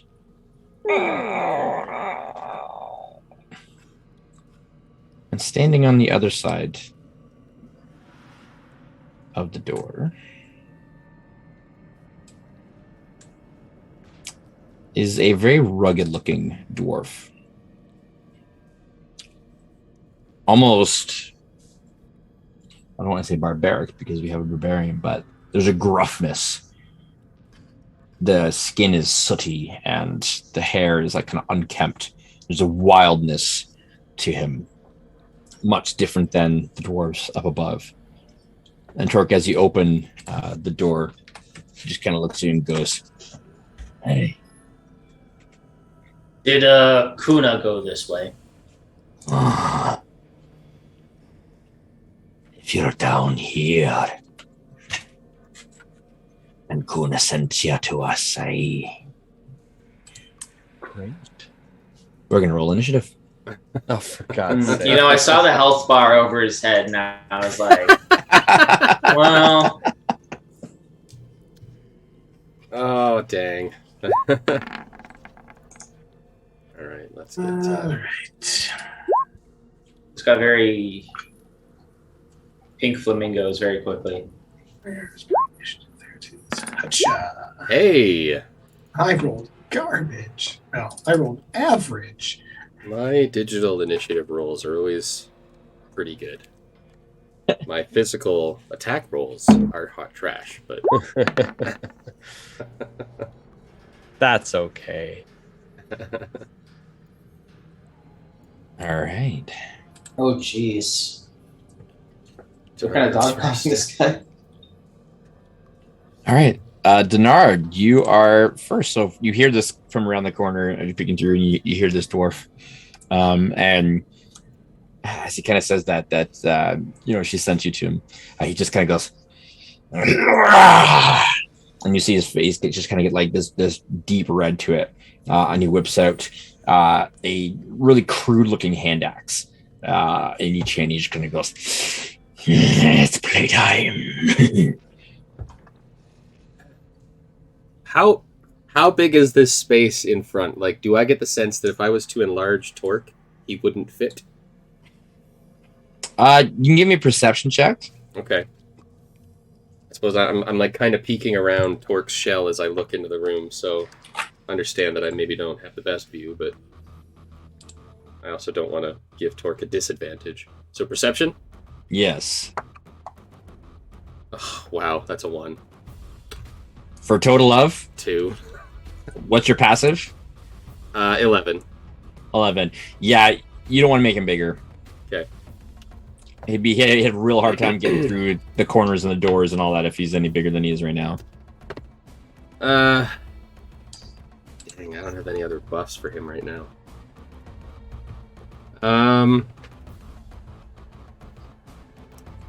Shoot. Can I step into the room through Torque, through that little doorway? Yeah. That's something I could do? Okay. Why are you frontlining? You're the wizard. I'm not frontlining. You're next, so I just need to get into the room, because right now we're all cramped, and I feel like we're just... I mean, that's fair. We're just a hazard right now. You can hokey pokey. That's fine. I'm gonna go Move in, 5. blast, move back. Oh, I can't get in. Why can't I get in? Oh yeah, there's like a solid wall there. Yeah, Oh, sorry. No, that's okay. Okay, there we go. Oh, that's a slanted wall. Oh, shoot. Oh, wait, hold on. I can, it's just because there's a door here. Just let me just get rid of that. Yeah, you should kind of be able to get in there now. So should I be able to get into that space above me? Nope. That's a wall. Oh, okay. Yeah, you kind of step in and it kind of like angles to become a little bit wider. And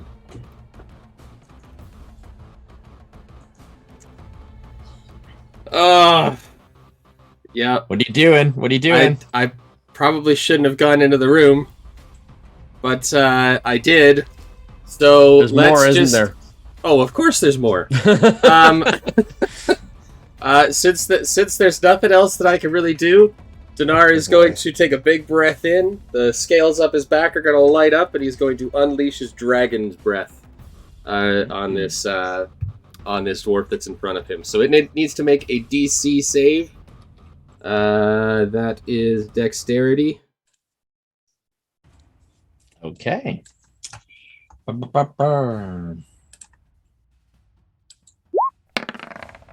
Well, that's a 21. Yeah. So that saves. I believe it still does.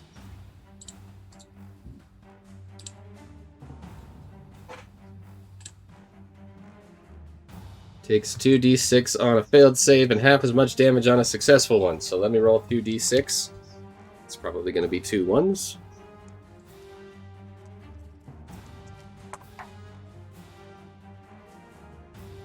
We're not 6th level yet, right? We are 6th level! Yeah, you are. Alright, so that's a decent roll. That's 6 and 4 is 10, plus 2 is 12, so he takes 6 damage. 6 radiant damage. Okay. Good to know. And then Dinar, realizing his mistake, is going to shove his way back out into the hallway. That was 5, 10, Oh, crap. 15, 20. And I can't get all the way to the back, so Dinar will stop right there and just shove up against the wall to let somebody with melee powers go past him. And that'll be Alright. Dinar's turn. Mr. Torque. So many options laid out before me. Well, you know, not to be a one-trick pony, but I think I'm going to rage. What? I mean, it's kind of your thing, you know? We I mean, need yes. one-trick ponies. So I'll need, It's a good trick. I'll move up here first before I rage, and then I'll need a dexterity save from Mr. Battle Boone Dwarf. I really hope we keep this guy alive for questioning, because like, do 14. we just? Yeah, so he's only gonna take half this. Whoops! Ignore the rage damage, but he takes 1 lightning. Okay.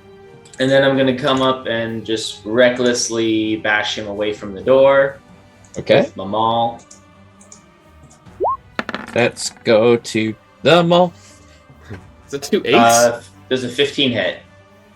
15 does hit, yeah. Hey. Okay, so there's going to be 10 bludgeoning damage, and as per the Crusher feat, I would like to push him 5 feet further away from the door. All right. He's taking a pretty good beating. He's significantly bloodied, but he doesn't seem to care. He's just literally like. As a follow-up, I'm going to step up and use my extra attack. My intent is to incapacitate and not kill. Okay.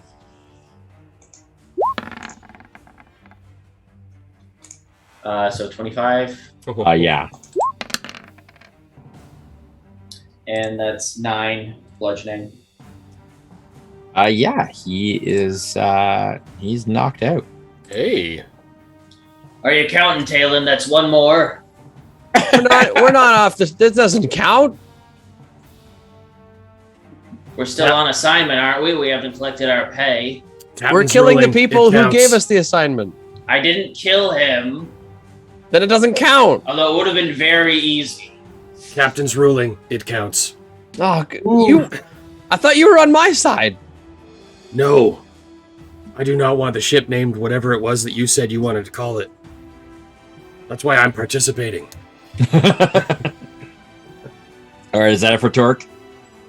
I mean, that's action move, bonus action. Yeah, that's about it. Quip. Don't forget. Quip. Hmm. All right, Flick. All right, let's see what's actually in the room. Okay, I can't see shit. As you move away from Dinar's light, yep, you kind of move into. So that guy is the KO'd one? Yeah. Yeah. Now, Are there more? Flick, you do notice something. Mm-hmm. There is a weird glow coming off of this individual, even as he's knocked out. He kind of emits this soft light that's I actually. assumed there was like a giving torch light on the in wall there, behind yeah. him. Okay. Is he a Lucian Dragonborn? That's what we all need to know.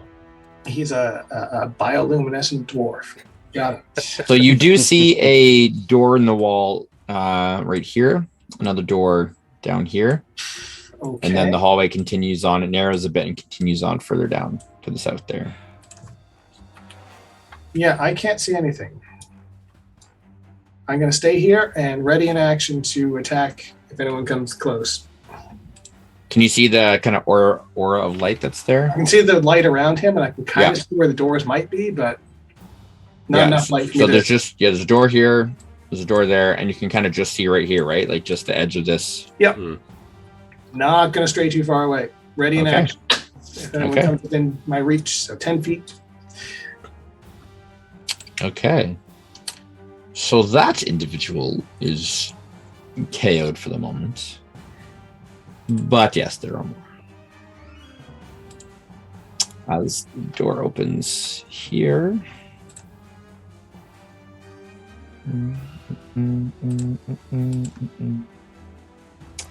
From this guy who comes out. So another one kind of appears in the doorway here. He's going to step right out into the hallway. So Flick, you're ready to action. I will whack him. Whack. 13, probably not going to hit. 13 just hits him, actually. Hey. And he can enjoy 8 slashing damage. Okay.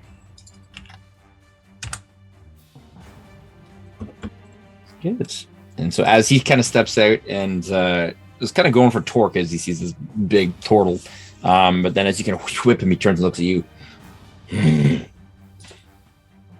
He's going to make 2 hand axe attacks at you. The fancy new shield.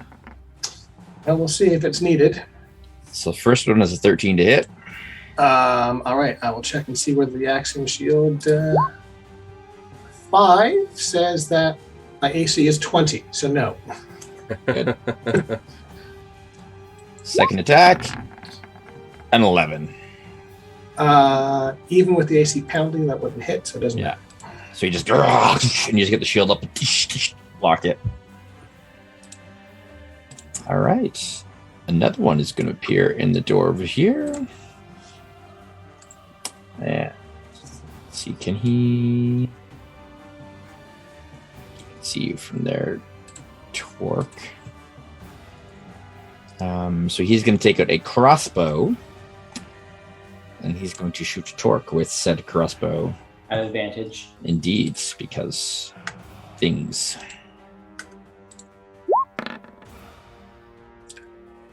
16. That'll miss. Hey. You kind of like deflects.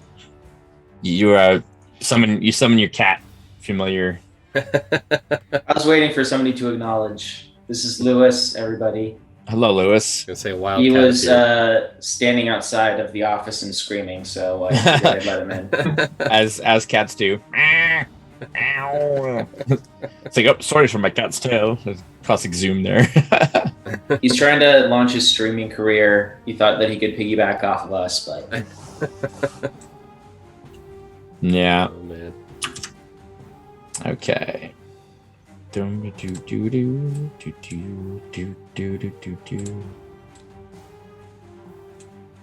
want. Just let me select the door. Come on. You know, Let me we select the door. were coming into port, and I thought, I don't need Shadow Blade. That would have been perfect here. Man, I hate when like in dynamic lighting level when you like draw something and then it won't let you select it after. Yeah. You ever have that issue? Yes, if you set your zoom to 100%, that sometimes helps. Oh, I've got it at like 226% and it's still not let me do it. The other thing, sometimes if you drag over rather than trying to click That's it. what I'm doing and it's still like not let me do it. Oh well. Oh, there we go. It let me do it. Yay. Yay. All right, so another guy appears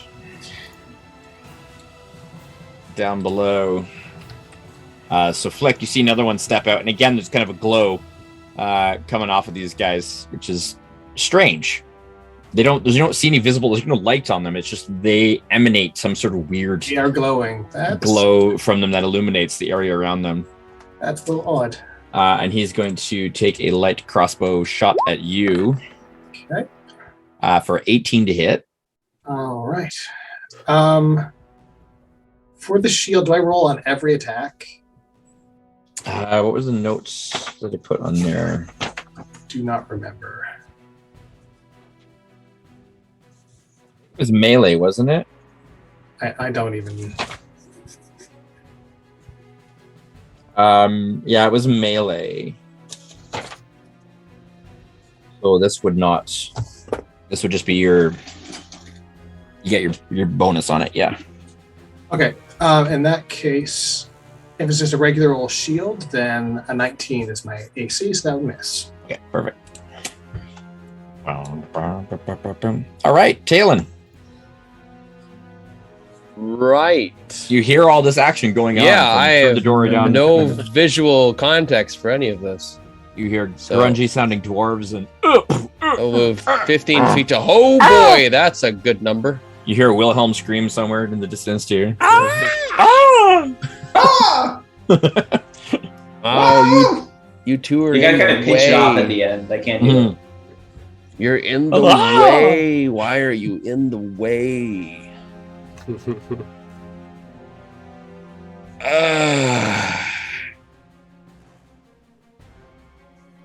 Okay. Mike, you said Apologies. you wanted to fight tonight. It's true. Okay, well, I can't use any of the spells I was going to use because your guys are all there now. This big guy right in front of me. I guess he's not right in front of me, but he's there. He's nearby. Okay. Oh, there's two of them actually. Now I see. There are two of them there, yep. Ah, okay. Well, actually, that does change things up a little bit then. Yeah, there's a guy right around the corner. I think you can just kind of see his. I can outline just of- see. Yeah, I can. Now that it's been pointed out, I definitely can see him. That is Mm-hmm. uncomfortable.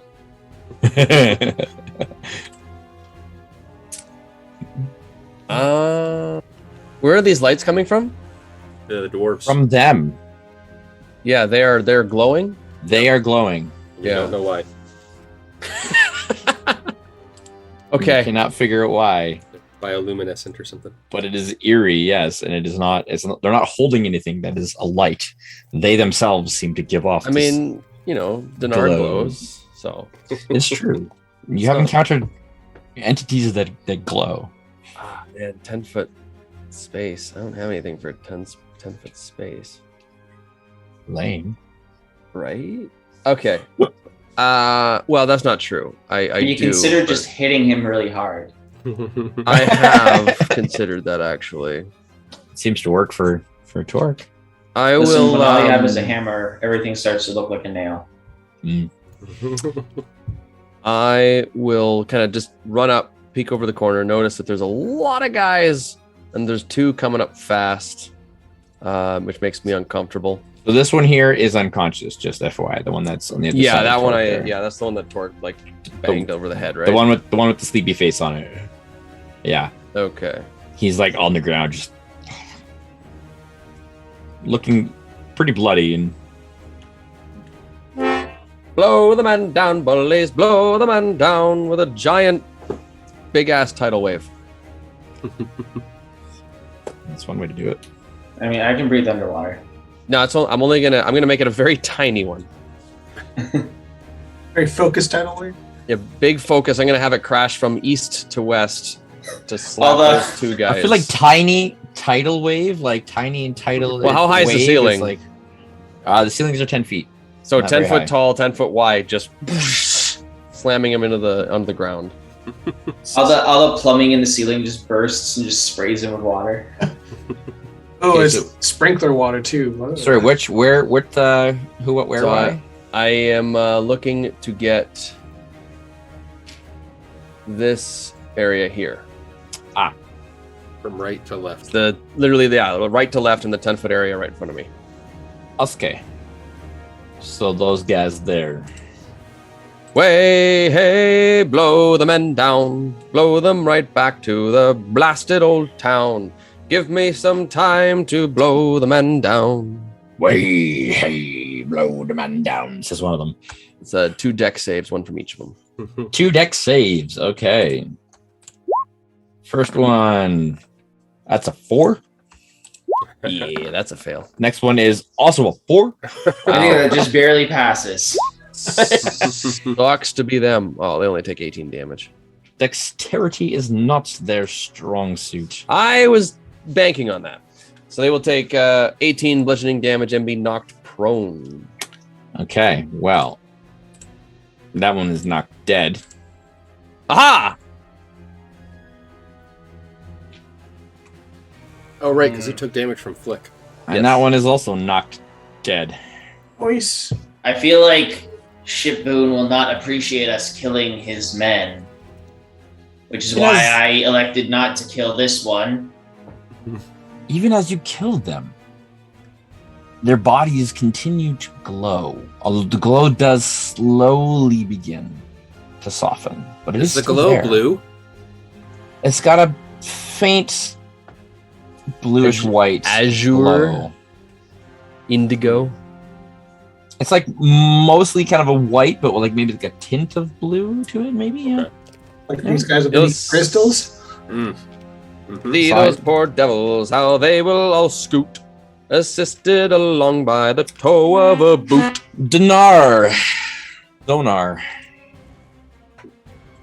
Listen, Oh, is it me already? Yeah. Don Hey, Gunnarsson. Hey D, All we right. cleared the door for you. I got these guys. By we, I mean Tayland. I was 5'10". How do I get over here? There's the doorway. So that's 5, 10, 15, 20, 25. I don't see anything. What you see before you is there are tables and shelves just filled with very old looking scrolls and books and maps. And it's just everywhere. Like the desks are covered in them. This is a massive research area. Okay. Go back. That's 30 there. That's my movement. Yeah, that's all I can go. These guys are the RAs. Wait a minute. That They're the research assistants. Shooting. I'll drive anyone mad. I understand. From here, I can't see Flick, can I? There's a no, wall in my way. correct. Okay. Shoot. All right. Well, Dinar will turn back this direction towards what looks to be possibly another opening, or is that a set of doors right there? Time. Is that doors? Yes, those are doors. Okay. So Dinar is going to ready, let's say a 3rd level magic missile in case anything comes through those doors. Okay. Talk 10. I'll run down to this guy here, and as a bonus action, make him make a dexterity save. Because they've succeeded at those so well so far. I mean, he succeeded damn. at the last one that he That's did true. for me. Well, that's a 10. Oh wow! I get to hit him with a whole 1d6. Hey. Oh, you you rolled rolled a a one. 1. Oh. Again, sorry, ignore the range damage. Except now, when I attack him recklessly. At least your There's damage is one consistent lightning on that so far. Oh, you said 13 just hits though. A 13 does just hit. They are not heavily armored individuals. All right, so that's gonna be 13 damage. Dang, Daniel. Yeah, that's a good solid hit on him. And it was so good that I feel like I'm gonna do one more, just as a treat. 25. Yep. Yes. Ooh, yeah. So that'll be another 14. Whew. Incapacitating or Yeah, I'm just gonna Getting. knock him out. okay. So Right. Knocked out. just sort of like Sufficient. kind of not put all my force behind it, but just kind of like swing him sort of right in the solar plexus, try to kind of wind him, and hopefully he just kind of passes out from the shock of it. Sure. Easy enough. Yeah, he's down. He's dropped. Is that it for talk? You know what? I will step over his body and just kind of peer around the corner here if I can. Okay, yeah. Boop. Oh, why is it not giving me your vision there? So in the room beyond, you can just sort of make out what appears to be a storage room. There's all kinds of shelves and casks, kegs, crates, just like some chairs that you can see kind of just out of the edge of your vision. Anything and everything just seems to be stored in here. I still have a little bit of movement left, so I'll just... Directly on the other side of you here as well, just because I know it's hard to see, there is another door exactly opposite that one in the wall. Oh, okay. After I see there's nothing there, I'll move back to this position just in case anyone jumps out. I don't want them to bottleneck flicking the others. Okay. So for now, you're still initiative, but in kill the music because there's not a foe in sight. But you do hear the presence of others nearby, and you can hear some kind of grumbling dwarf sounds. And another voice fills the air that you all hear, that of none other than Kuna. Well, now, lads, you had to go poking your nose in a little bit too far into those ruins there. That was awfully rude, and here I thought we were just starting to get along. I don't care about Aldus. She's just Yeah. jealous. No, she's working aside of all this. She's jealous. We got to see all the cool stuff and do it all first, and she's just ticked off it wasn't her. Fleck. She is just so terrible at her job, and we're just far superior, even though we're amateurs. It's perfectly reasonable. Fleck, what do you want to do? Right. D disappeared through a door up So here. you see a door here. Oh, Taylor, we're still initiative, eh? Yeah. He's just moving back where he was before. Oh, okay. Sorry, yeah. So Flick, there's a door right by you. Dinar went up a door through there, and then there's two doors down by where Torque is. Do I hear anyone in that room?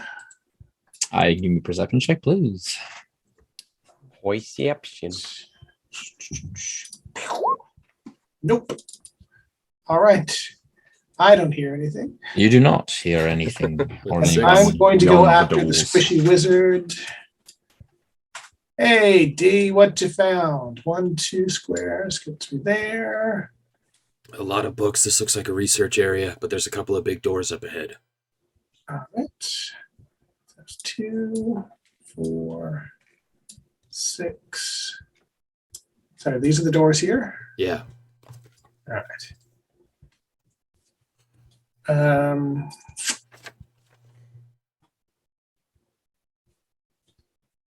Yeah, we're still kind of on being super careful here, so I will ready another action. If someone comes within swinging range, I'll swing. Okay. Tayland. Well, I'm going to walk into this here room here. And I can see Torque's kind of down there, and Dinar and Flick are over there. I'll come down and join Torque, I guess.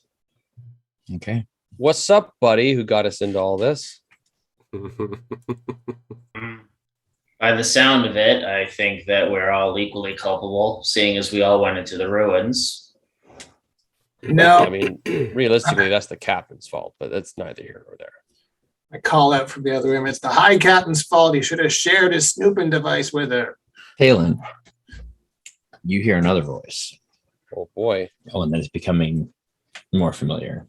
I absently grasped the pistol. Do you know what you got yourself into here, lad? Just one more step on the long path to putting a bullet in your head.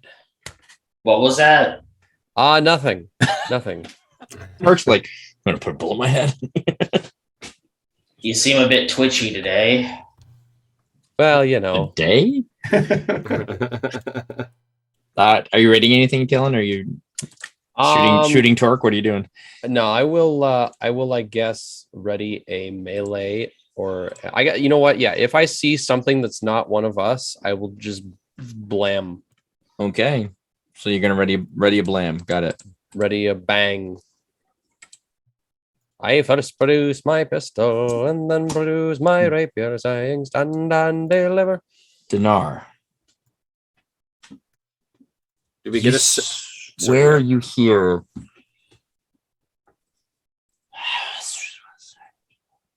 a strange whisper sound just kind of float past you? I don't know where it came from. And I don't have comprehend languages up yet. Would it help you? Probably not yet.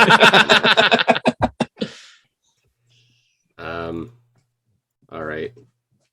Well, seeing as how Flick is in the room, and if something was to enter, Flick is going to attack them.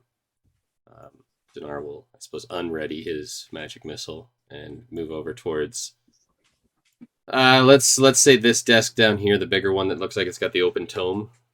Okay. So, understanding that is just a set piece that you've got, but is there anything at a quick 6-second glance that catches my eye? Give me a perception or an investigation. If you're looking a little more closely, give me an investigation check. I'll say it's my action to do so. I'm not gonna. Give me an investigation. Anything, so. Give me an investigation then, please. All right, that's a +4 on a 1, so 5. It's hard to know what to look at. There's just so much in front of you. But even with that, something does strike you as odd. The one book that's kind of right in front of you, there's several that are open. Many have like marks and stuff in them, kind of marking different pages. The script, you can't focus on it. It kind of blurs. You're trying to kind of look at to read it, and it just, you can't quite seem to be able to focus on what's on the page. Almost like it shifts or blurs or something. It's strange. Haunted books, burn them all. What? No. Is that it for Dinar? I mean, maybe just at the shifting nature of the script on the page, Dinar might just mutter under his breath. I wonder if this is why the captain was so disoriented. It's a conspiracy. That'll be Dinar's turn. Okay. Torque. Okay. So when I went down here, you said there's doors on either side. Correct. Could I open the door on my left so Torque's right? Yes, you may. Let me try to grab that door. Come on. Come on. Grab it. Please. Please grab it. Man. Like nothing. The door's really stuck, you guys. Somebody really needs to oil these hinges. What is that? Does anybody have the grease spell? Not on Do this you- character. Well, for the moment, I'm just gonna. No, that's not even the right one. I gotta move him out of the way. That's why. I'm just gonna move you for a second. Hashtag Okay. not sponsored by Roll20. Hashtag fix your object selection. Roll 20. Or give us money to say nicer things. Hey. Seriously, why I cannot like. Okay, there we go. Thank you. Jeez, it should not be that hard to select a freaking door. Okay, the door is open. Torque. What do I see? You see emptiness. There is just a dark passage beyond you. You can see the wall. You can just make out the wall, like literally like 5 feet ahead of you. It seems to be a very dark stone. Like the floor is not like work stone, like you're standing there right now, but just more like bare natural stone.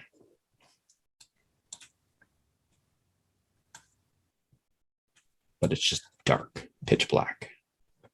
I grab the unconscious dwarf, throw him inside, and shut the door. So as you do so, I mean, he does give you a little bit of light. So I'll kind of move you in so you can see. You can see that it kind of goes down away from you, that the passage continues on into darkness beyond.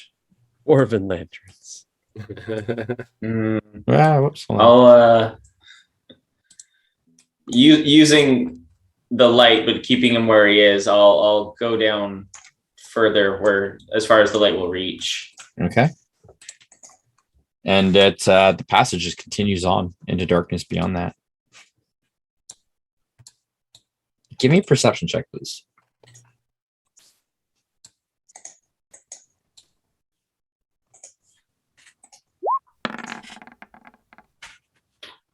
24. From somewhere, it's hard to tell like the direction, but emanating from somewhere, wherever this goes, you can just make out faint sounds of, almost sounds like chanting. Oh, great. That's not a language that you understand. You just barely kind of hear it. And you recognize it just because there's a rhythm to it, a rhythmic cadence, that this isn't just somebody speaking. This is something repetitive, something very intentional. And you just catch it carrying on the air. Oh, good. More music. Just what we needed. Ta-da! And I guess because I didn't attack anyone or do anything like that this round, I will drag. Let's see, where did I start? How many feet did I move? You were here. You've moved 5, 10, 20. You've moved 20 so far because Okay. you were up above I the door. will- So yeah. I will take the dwarf as a light source and drag him another 20 feet down, and then my rage will dissipate. Okay. So you'll be there.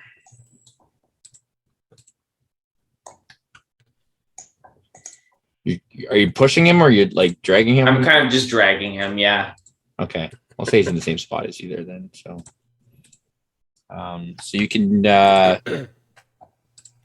just make out, I think. Talon, you might want to come see this, whatever this You can is. just kind of make out what appears to be a corner, like just south of you there. Mike, you want to scroll the map for Twitch there because he's out of range now. Talon, you might want to come listen to this. Listen. Oh, I am intrigued.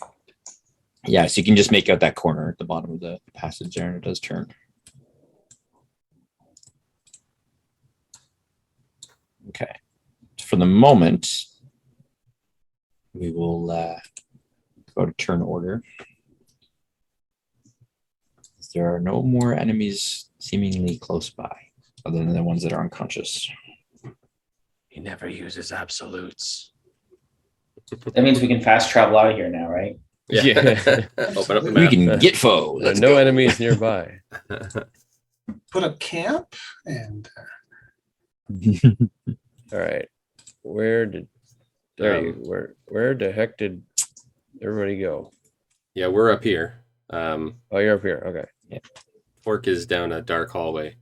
Dinar is going to cautiously come over to some other tables and see if the other script is just as illegible. Okay. Just as shaky, wavy.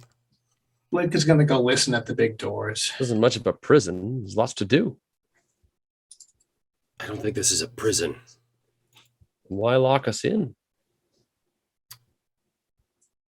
So there's a weird essence to these books and these papers. Everything you look at just seems to blur, to shimmer, and you can't quite get a fix on anything that's written on them.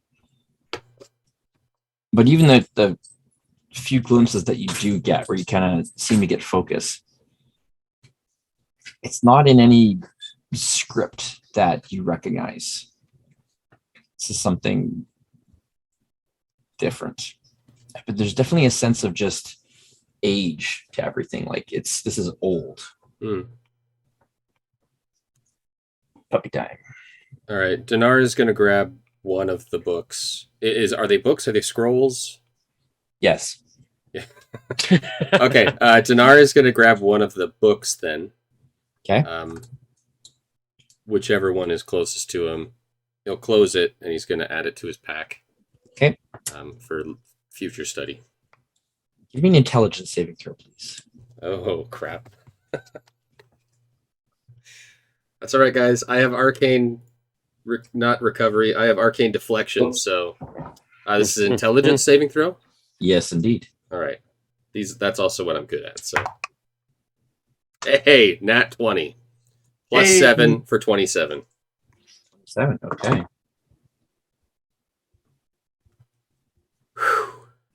So you only take 7 points of psychic damage then, not the full 14. Okay.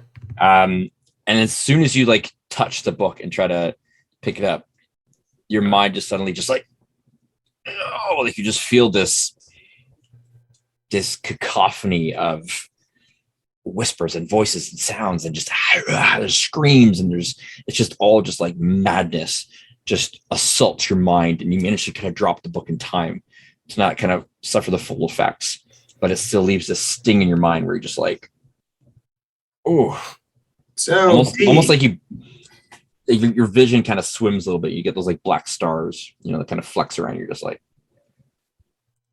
that hurt. Haunted books. You all right? Yeah.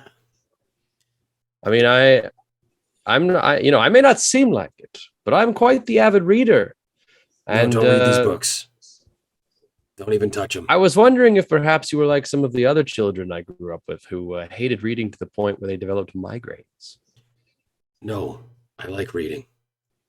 Well, I assumed. Yeah, me too. I'm an aficionado, and I say burn it all. Like, we're not Nothing else. burning books. It's going to get under Kuna's skin, if nothing else. This is her secret research. That is a good point. That's not a bad point. Craig, could I infer from what I just heard in that psychic attack that the voices that I heard were perhaps, or what I heard earlier when I stepped into the room was perhaps a lingering effect of these books? Can you give me an insight check for that? Sure. That's a 10 plus 1, 11. Could be. Okay. There was a similarity to them, whether or not the source was the same. Who knows what creepy stuff's down here? Yeah. Books aren't supposed to do that, and the air's not supposed to whisper, so, you know. Yes, and turtles aren't supposed to talk, and goblins aren't supposed to read. Can we continue on? So in this world, they do. With Flick's suggestion, Denari is going to use a firebolt and just throw it at one of the nearby tables with scrolls on it to see if there's any that must effect. have been quite painful to do. Okay. Well, it attacked me, so bad books. You know, we're in an enclosed room full of these very flammable things, right? We also don't know what happens when they burst to fight. They might. I'm going to leave the room. You have tidal wave, right? That's yes. If it gets out of hand, you could take care of it. In a more lore friendly reply. Why, yes, I can conjure water out of the air and use it to cascade over the room because I am the master of the sea and sky.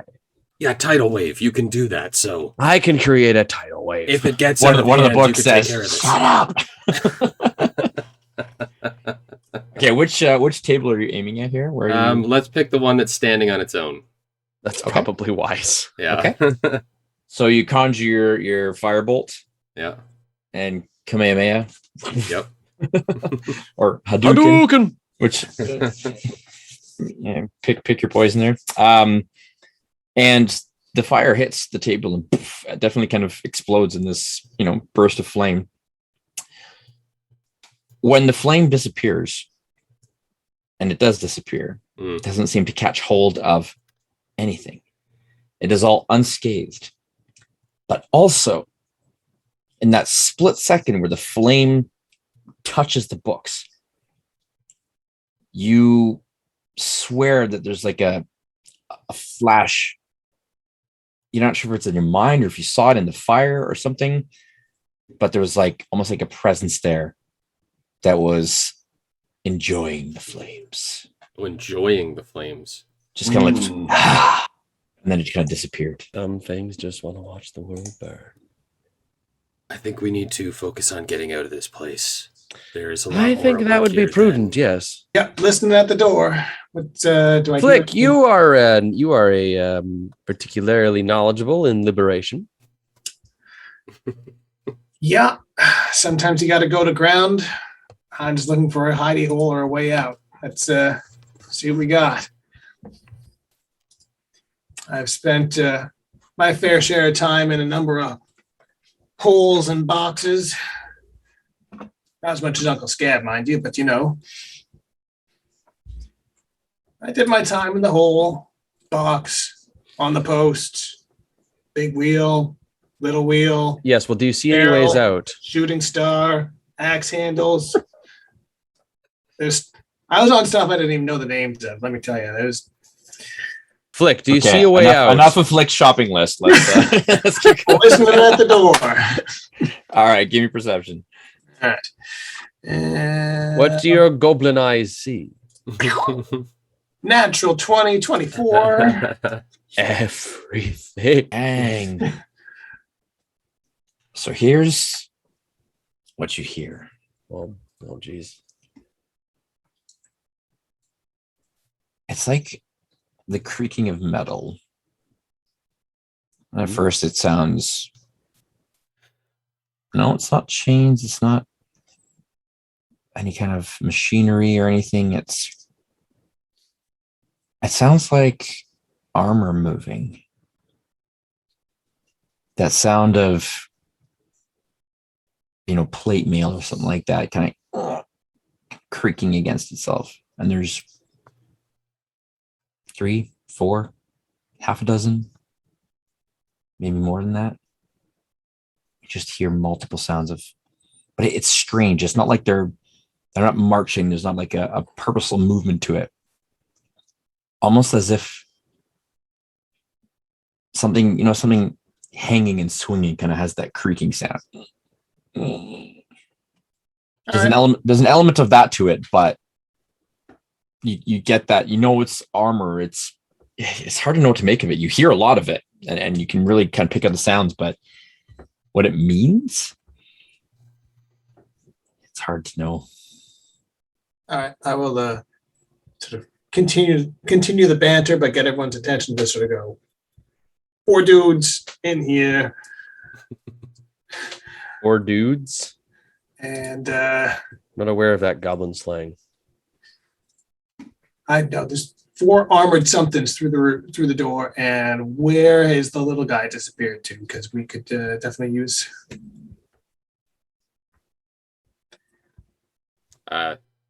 Torque, what are you doing? You just hanging out? You know what? Torque is going to try and just sort of just peer around the corner, see if there's anything that he can see, and if not, then he'll start returning back. Okay. So up ahead, you do see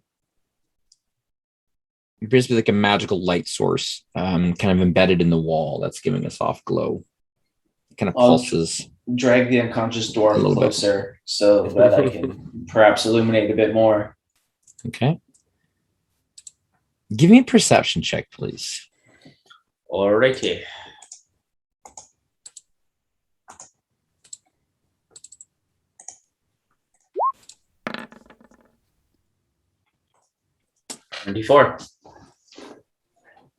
There's something very familiar about the way this light pulses.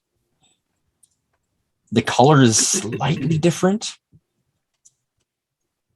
but there is that blue tint to it that reminds you very much of Axiom crystals. Mm-hmm. And this is embedded into the wall, just giving off very, very similar glow to what you'd found in the Drakfrost ruins. What are they doing in here?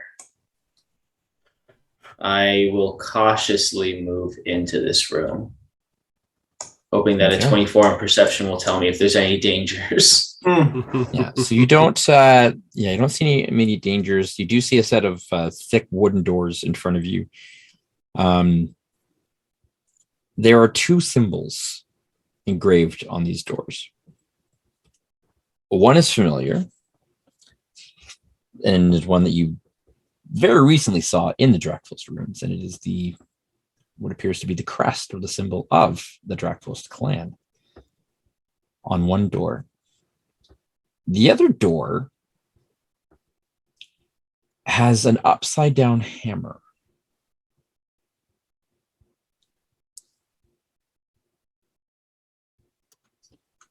Why do I feel like that's significant?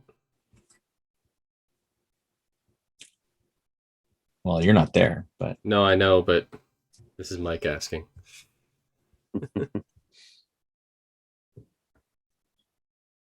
Torque, you can give me a history check if you'd like. Not my strongest, but maybe I'll get lucky. Or maybe I'll roll a 7. It's curious. I feel like there's something familiar about it, but you're not sure why. The sound of the chanting is definitely getting louder, coming from beyond those doors.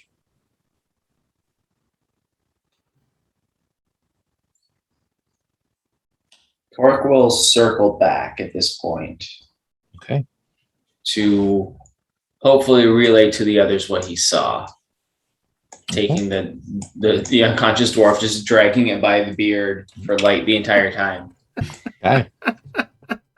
Which kind of ruins the quiet contemplation of the whole scene. Just the gentle thuds whenever we pass through like an uneven patch of floor that he just kind of like ragdolls. Dragging some blood along with it.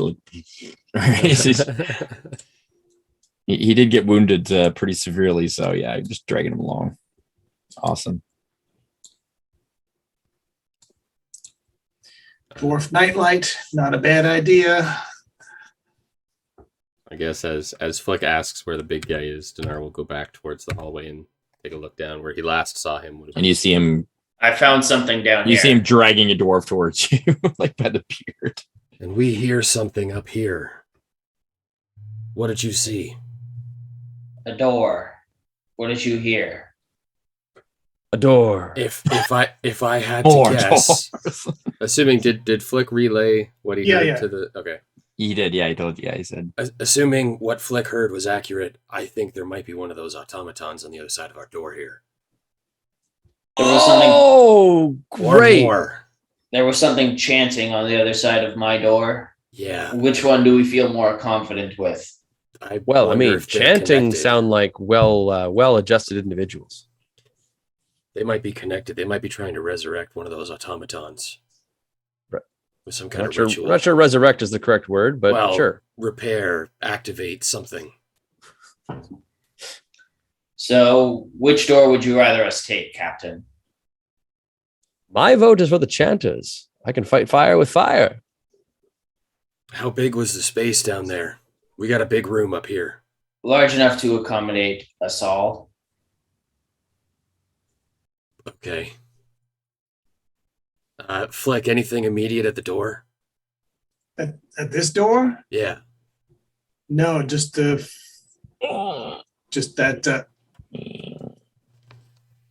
Yeah, no, creepy noise. There's something hanging in there. Hanging and banging. That's all we got. Let's go down and check out what Torque found. Torque will lead the way. Right. Try to not get lost. Oh, I'm stuck in the wall. There we go. Always fun, isn't it? It's through here.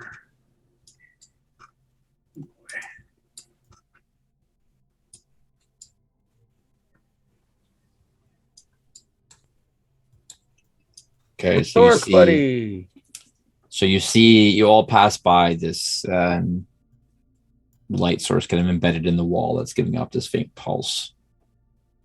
And it does give you some reminiscence of the axiom crystals that you saw in the Drakfost ruins. That were like woven into the walls and just kind of being used as light sources there. Quietly, Torque will just say, whatever's on the other side, we should ready ourselves. As he has his maul in both hands at the ready. Do the symbols on the door mean anything to Dinar? So the one is obvious, the Drakfost, the crystals kind of within the shields. Yeah. The upside down hammer. Go ahead and give me a history check. For you, I'll give advantage because you were the one that was speaking to certain individuals. Okay. In the ruins. Not amazing. So I rolled an 8 and an 11, plus my 7 of history, so that's an 18 total. Okay. So you haven't seen this symbol before, but the name Fellhammer comes to mind. Fellhammer.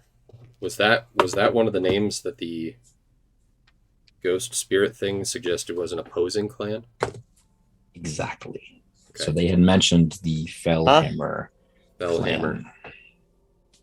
Why I there didn't you write that see down over here, I don't know. But both symbols side by side. Curious. Because those ghosty guys. Do you relay this, by the way? Yeah, I'll relay that information. But those ghosty guys, I have it written down here. That the name of Drakfost is written, which is the clan name, and then I have the clan name in like all caps, as in like the ultimate dwarven clan name, if memory serves me right. They're not like they weren't like the true dwarves. It's just like they were a very prominent, significant clan. Yeah. who rose to great heights before falling Okay. to great depths. You can all hear that chanting now. Master, esto, oegno, asnvre, master, egno, oedo, masterfle, master, egno. It just kind of repeats over and over again. It's not in a language that I understand. Accio voco fere. No. It has, doesn't ring a bell. I highly doubt we're up on the whole cult Pick up languages. Google Translate, be like, what does that say? Hang on, I was just doing evil cult on Duolingo. Rosetta Cool. Stone. That's one of the options. Rosetta Stone. All right, well, Cultic. Instead of Celtic, it's cultic. Celtic. I guess we interrupt whatever it is that they're doing. So let's try these doors. Okay. I'm So what are you assuming doing? Flick and Torque will be on the doors. Yeah. That's right. So which is the door here or here? I can't really see. Yeah, but this is the door here. Okay. Yeah. No, I'll move up. Okay. So what are you doing? What's your modus operandi? I mean, we got two choices. We can either just do 1, 2, 3 kick, or I can try and open it sneaky like. Okay. Why don't let's realize what time it is. We haven't taken a break yet, so let's just take a quick 5 Well, As and we'll decide how we As want to we open the kick door. the door in. as we prepare to go through the door. So let's just take Sounds a good. quick 5, and we'll be back very soon. So don't leave.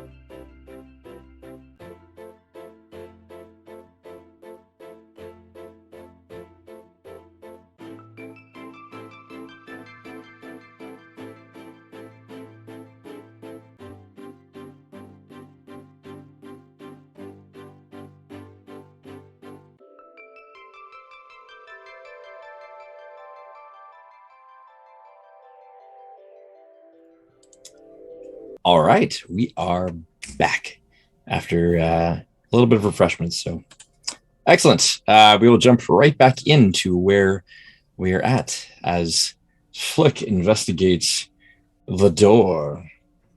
Does it open inwards or outwards? From the looks of it, it goes in. Push Perfect. open and inward. You do not see hinges All on right. this side. Here's what I'm going to do. I'm going to do my best to try and open this bad boy quietly. And we'll see what we can see and probably just bum rush the bozos. So, here we go. On 3. 1, 2, 3. And we try it. Stealth check or sleight of hand, or what do you want? To open it quietly, let's call this sleight of hand because you're trying to manipulate something in a quiet manner. Natural 1. Well, it's kind of fitting because as you go to like push it and move it slowly, it's it's locked. Rattle. It's locked. Okay.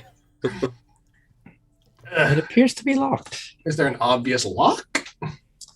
There are 2 large, like brass, they're like handles, like latch handles, kind of in a way, and there are 2 small holes above either latch. All right. Get out the friggin' tools. I got this. All right, I'm gonna try and pick this crap. Okay. Is that a Flick? I'm gonna kneel down next to Flick. Is that a 242 or a 620? It's the real skinny one Oh, with the hook on the end. do you still have a good one of those? Oh yeah, I just crimp it with my teeth like that, and it just goes. Sure. Well, if you need a proper tool, I've got a silver gilded one. This is the proper tool, and if you stop distracting me, I will get this damn thing open. I would like to perform the help action. Certainly, as Flick would say. All right, so this is You certainly can. with advantage. Here Indeed. we go. Kablam! There we go. 19. Hey. Okay. So, good news is you picked the lock. Hooray! Bad news is Mm-hmm. you set off the trap. Oh. That's all right. The Disintegration. hammer, the upside down hammer sign kind of just very quickly like flashes a deep reddish orange and just kind of and the air around you suddenly just begins to like the air itself just starts to heat up. Whoa. And get hotter and hotter. You hate to see it. I need all of you to make a Constitution saving throw, please. Oh, yeah. God damn it, Flick. Is this like that trap that we saw in the ruins? I wonder. Oh, jeez. Constitution saving throw. Constitution saving throw, please. Ooh. Twist my arm right out. Everybody here. Oh my. That ain't good. This is not going well. Ooh. Wow. I rolled the highest. I got a 10 plus 3 for 13. Jeez. It's not good. So you all fail. Well, All fail. Oh. we made it 21 episodes, everybody. Yeah. It was a good run. Join You us all for the take- next campaign. You got all you. take 13 points of fire damage. Oh, God, that's a lot. I Eh. will react to that with absorb elements. Oh. Oh. I'll react by saying, What kind of "Ouch, damage is it?" ouch." It is fire. You know what? Dinar's going to do the same. You people and your reaction spells. Some of the incoming energy lessening its effect on you and starting it for the next melee attack. So the air just like becomes blistering hot for a second, like a flash. You all can just feel that heat, and then it dissipates. Oh, that stung. Yeah. So what does that do for Flick and I? Because it says it lessens the effect. It gives you resistance, I believe. Yeah, it has to. It halves it. Okay. Yeah. So that was 13. 13, so Six, 7. 7. That's pretty decent. Yeah, not bad. 6. You drop fractions, right? I don't know, you should go up. Damage against you, sucker. Nah, you're fine, you take 6. Am I not merciful? Well, negotiation. But the door is unlocked. So there's that. Hooray! Well, I think we've made our presence known.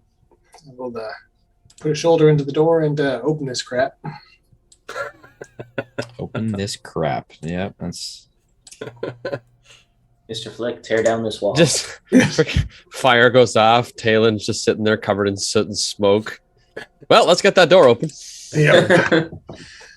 You're Rang the assuming doorbell, might as well go on in now, right? All right, here we go with me trying to grab the door again here. Do we need to move out of the way? Oh. Hey! I did it. Oh, it worked. Hooray! I don't like It worked. that we're going into what seems like a little bit of a boss battle with, well, I'm almost at half damage or half health. We'll be fine. In the space beyond, the floor becomes even more rough, dirty stone, unworked. But there are steps that are set in about 20 feet ahead that lead down. There's another door that you can see just off to the left, just 10 feet in. A single door and steps ahead that lead towards another corner where you can see light once again emanating from something. Where's the sound of the chanting coming from? It is coming from further down the hall, beyond the steps and around the corner that you can see down there that is lit and pulsing. Fork will silently motion it for everyone to quietly proceed. Yeah, if they haven't noticed us already, then we can try and stealth up there. That sounds like a good plan. Like the door that is in the wall to the left of you. It almost seems like it was put in as an afterthought. Like it doesn't quite fit the frame properly, and it's not as solid, as good a construction as some of the others. Like it doesn't seem to be reinforced or anything. It's almost like it was like, oh, we need a door here. They're just gonna slap one in. Interesting.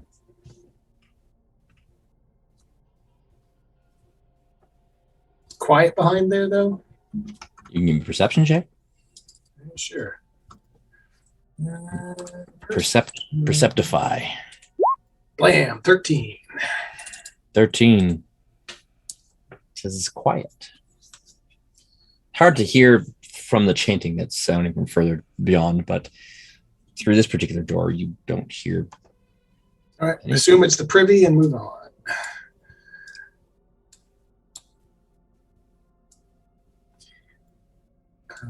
Oh, thank goodness. So yeah, I guess we kind of scooch up to the corner and have a peek around. Yeah. Oh. There's a door. 2 doors. More doors. All these doors. The chanting's coming from beyond those doors, huh? Yes. So there's a central pillar kind of in the middle of this passageway here. And the doors on either side have very intricate designs and artwork, lines. There's an abstractness to it. There's a sort of a pattern in that the chaos of it, the randomness of it kind of almost seems to form a pattern, but it's this strange mix of abstract and you can't really make out if there's any shapes or anything that's supposed to be in these patterns, but they were definitely put there intentionally. And there's something really enticing about it. There's something that just like draws your focus, makes you want to really just kind of look at them and study them. Fleck, I need you to make a wisdom saving throw for me, please. Those are my best saves. We're really getting whittled down here. Here we go. And hey, That's really good for me. It's a 15. Okay. So the rest of you, what you see is Flick as the closest, kind of looking at the doors.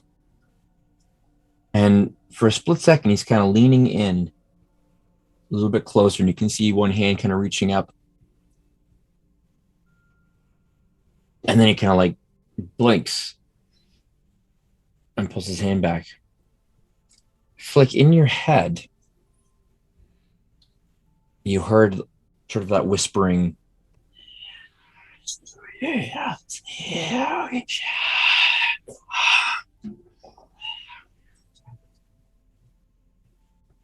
Turn back to the rest of them. Say, this place has freaking haunted doors too.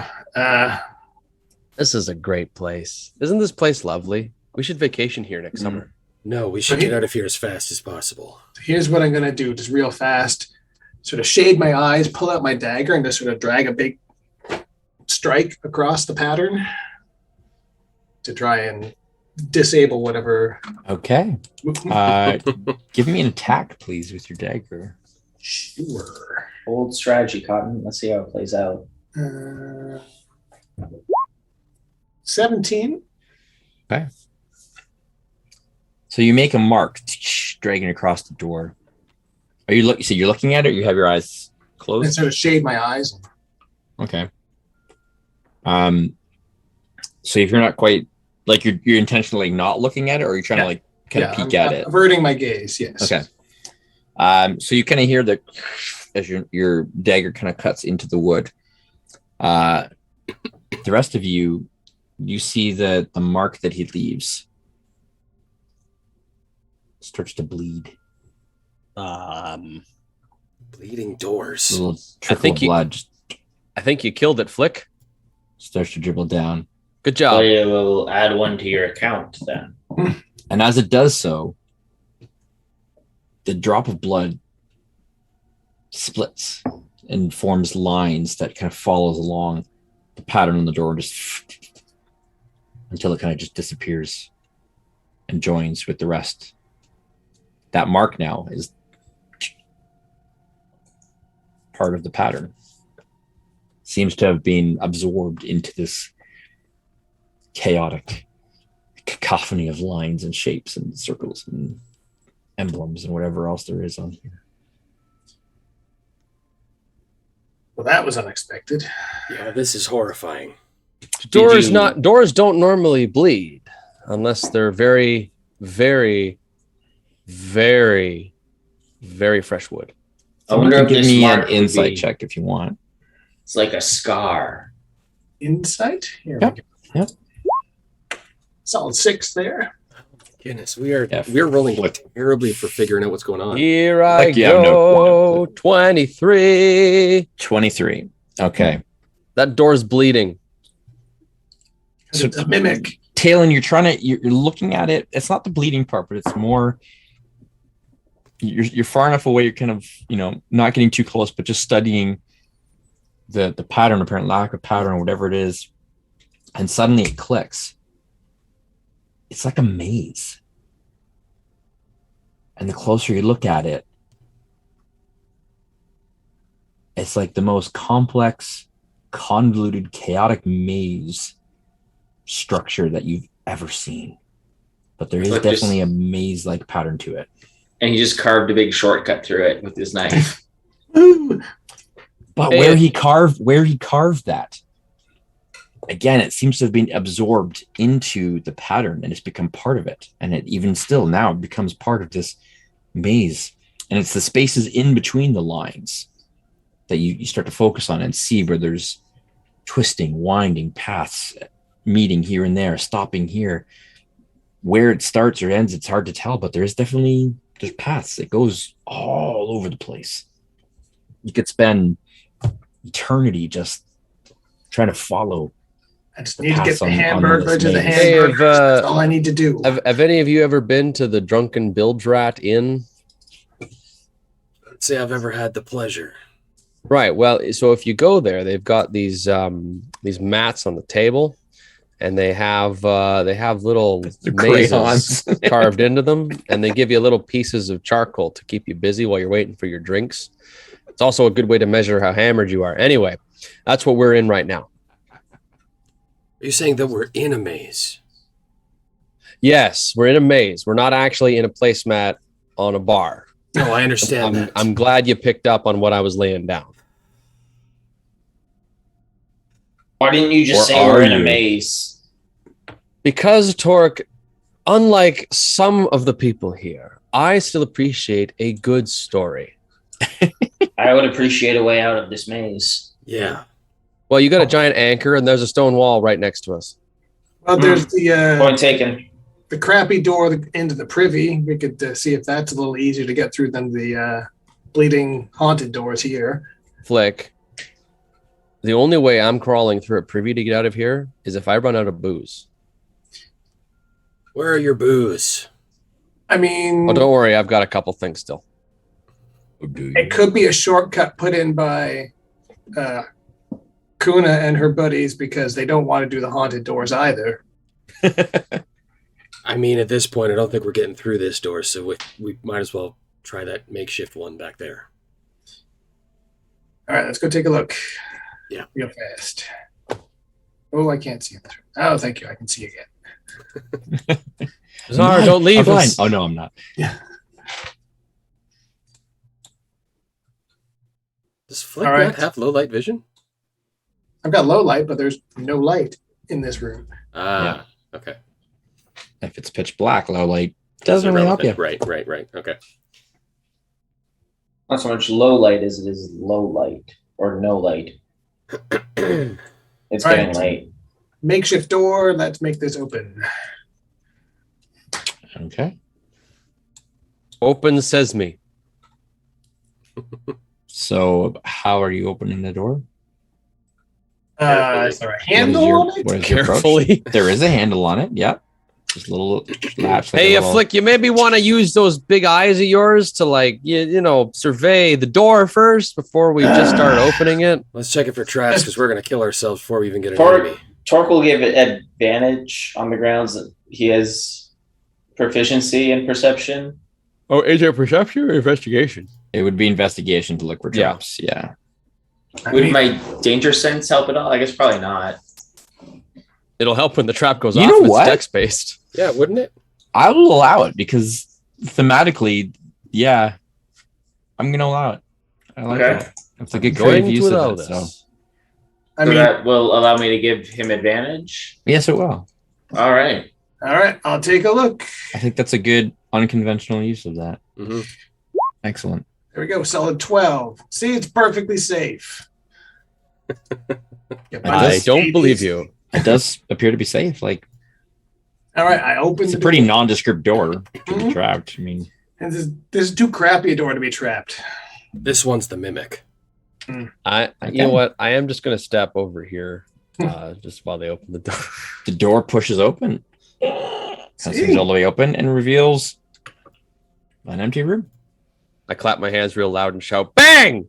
with another door up in the right-hand corner. Up there. Up there. That's All the old, right. it's the old This one two-door seems a little corridor. more sturdy, like the other doors that you've seen So, elsewhere. a Flick, Yeah. I had a thought. What's up? This place seems to have been designed to keep us in and also to remove us, right? You getting that feeling? Oh, yeah. Yeah. So, wouldn't it make sense if you were designing something like this that you would just put traps everywhere? I don't know. Just stock it full of crazy dwarves who want to eat you. That also works. Hey, Dinar, Yes. can you use your magic to find traps? Like, could you cast a spell that someone maybe called Find Traps? No. You seem to have an opinion about what my spell book should include, and I don't know why. You never have the spell we need. Why doesn't everyone just take a step back and I'll try the door? Sounds great to me. Cast plan. smash it. Go ahead and cast Maul. Yeah. It's sturdy and it's locked. You said, right? You guys haven't checked if this one's locked. You only get to do this, Torque, if you scream the word knock as you open it. So the door that we just came through was more kind of looks like it was put in after the fact. This one looks like a legit door. This one is more like the doors that you've seen previously in this. Once everyone is a safe distance away, Torque will try the doorknob. Okay. It's a doorknob. Well, it's more of a latch, but it does. Is it locked? Doesn't appear to be. I'll open the door. Okay. And then I'll just pointedly look over at Talon and say, knock. All right. So before you move it up, before you enter, sorry. Let me tell you what you see. Okay. So, sorry, I didn't see anything. We got chanters. There is a rather beefy looking dwarf in here. Seems to be a little bit bigger than your average dwarf. Still very burly, rough looking. The room itself is an odd mixture of prison cages and torture devices. The table that he's standing near is just covered in blood, some dried, some more fresh. Torque, as you gaze into the room, you see two very dead, very decaying bodies that you recognize as Shorty and Lefty. You bastards. Well, as you open the door, the dwarf just kind of looks in and goes, 2 more to add to the collection. Actually, just 1. But don't worry, these tables look like your size. So we're going to keep our initiative here. I think this is the time that Flick learns Fireball. Just out of sheer rage. He's going Super Saiyan for sure. This is the awakening. Oh, that might be a problem. Oh, crap.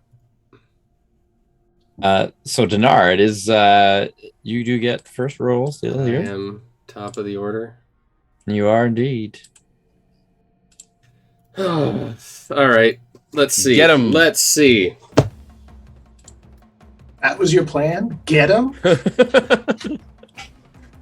Yeah, this is a 90s cartoon. All right.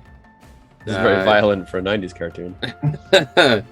Dinar can't see much, so Dinar's going to go, let's go 5, 10, 15, and 20. Let's get his back right up to the wall. Hit him very hard. Well, that's the plan. It's just a matter of what is going to hit him the hardest. So I think, yeah, kind of seeing the Lefty and Shorty there, Dinar is going to channel up his magical energy into his fingertips and throw out, let's go with the level 3 magic missiles. So 5 magic missiles. I'm going to say that in the moment, Dinar is feeling inspired, and those missiles are going to resemble the Intrepid Devil to a T. Inspired by his fallen comrades of the Intrepid Devil. All right. So this is 5. I now have 5 D4s. That's fantastic. So 5 magic missiles. That's not amazing. That's 2 1s. And 2 2s. Okay, so that's 2, 4, 6, plus a 3, 9, plus 5, 14 force damage to that dwarf. Right. He takes it square on the chest and just... It hits him. He just don't care. You're gonna pay for this. Theoretically, it hurts him. But he doesn't seem fazed by it. It damages his body, but not his spirit. He kind of looks at you and just at you, Dinar, and he just goes... And he turns to Torque. Torque steals himself. And he's going to come running at you. Good. Boom. Boom. All right, so he pulls off his back. He pulls this wicked-looking shield that's actually got like spikes on it, and he's got a sort of short, modified spear in the other hand. So he's going to do a shield bash against you for an 18 to hit. Which hits?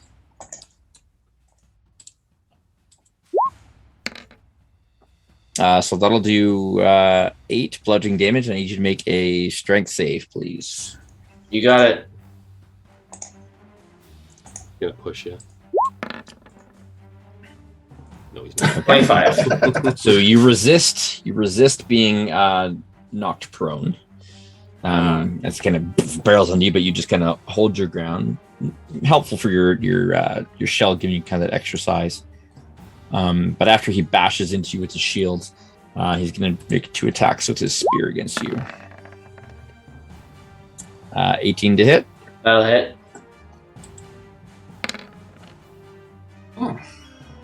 Why did it do that? Well, that's the one-handed damage on the left, I'm assuming, right? Oh, yeah. Because that doesn't make sense. He's not using 2 hands. That's quite the difference in damage there, eh? Yeah. So you take 4 piercing. Noted. Yeah, that's weird. Okay. And then he'll make the second one. Well, That for one 10 will to hit, miss. but yeah. Not another 18, thank God. And he kind of bangs the spear against the shield and goes. He's shorter than you, but not much, which is weird because he's a dwarf, and he clearly is a dwarf. Are we sure this isn't just a man? But there's something other about him. Yeah, Is he glowing the way that the other dwarves were? he is indeed. Well, we'll have to figure that out during the autopsy. I'm taking far too much damage. I think it is time to rage. Hey. Could I get a dexterity save from the big fella? You certainly can. That'll be a 14. Okay. So 1 lightning damage, As is tradition. as Okay. is tradition, and which is also tradition is to get reckless. Yep. 4 crewmates are dead. Is a 15 hit?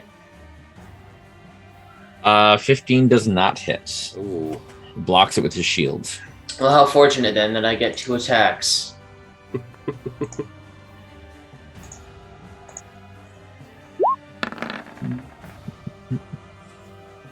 19?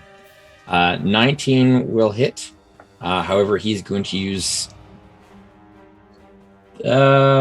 parry. Actually, no, he won't, because that'll still hit. It's 1919. So no. So yeah, you hit him. He tries to get his shield up in the way to block to move it out of the way, but you managed to get through it. That'll be 15 bludgeoning damage, and I'm going to shove him further away from Dinar as well by 5 feet. Okay. He resists your shove and does not move. There's more strength to this strange dwarf than meets the eye. Even though he's pretty burly, even beyond that, it's like, okay, that's weird. Like you said, his attention. You said that he's taller. Is he like Talon's height at this point, or still a little bit shorter than a human? He's he's probably pushing over 5 feet. Yeah, Okay. That's weird. All right. Yeah. If that's it for Torque, then Flick. I really should have taken a different feat. It seems like everything resists pushing. He's gonna fight weak stuff. Yeah. Yeah. So those are cages that you're going on there, but Oh. Yeah. He hasn't used his reaction yet, has he? I'll just stay here. Bonus action. I'm gonna drop a hex on this guy's ass. hey. And yeah, Flick. His countenance is just all business right now, and he just clenches his fist with the sort of purple mist in his hand and throws it at this guy. I will tag him for strength, so he'll have disadvantage on the strength checks or strength skills he makes. Okay. And then I will whip him twice because that's what I do. So Whip him good. Does a 13 hit? No. No, I didn't think so. Why is it auto rolling my damage? That's weird. That's roll 20. Roll20 was doing that the other day. It just kind of kept setting it to do that. All right. Well, how about a 24? Is 24 hit? 24 does hit, yes. All right. So 10 slashing and 3 necrotic from the hex. Okay. The necrotic damage does not seem to affect him. Mm. Ooh, Well, interesting. That might be a problem. that was a waste of the hex then.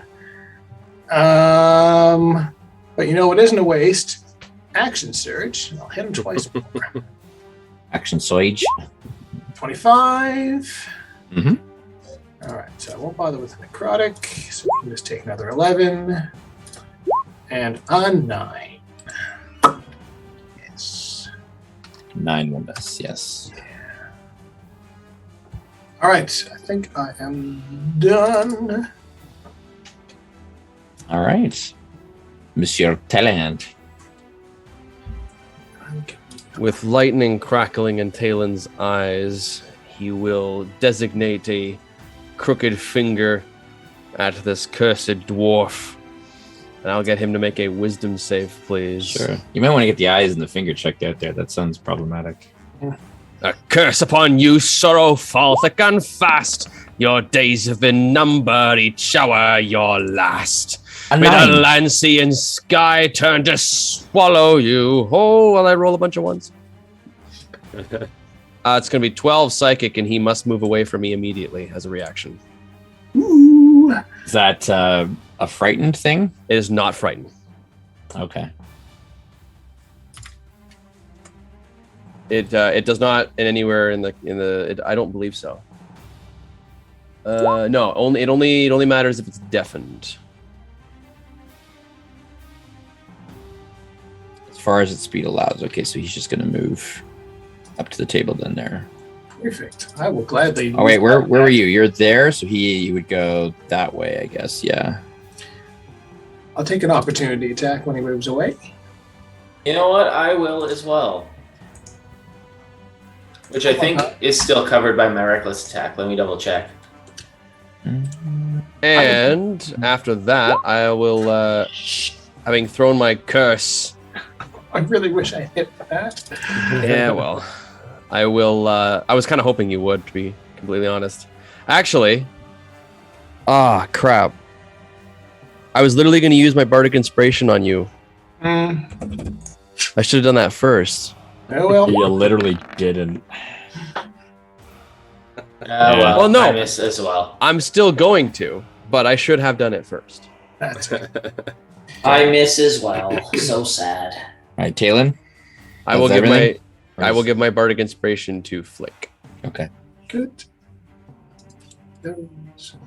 Dinar. God, I couldn't roll higher than 2 1s and 6.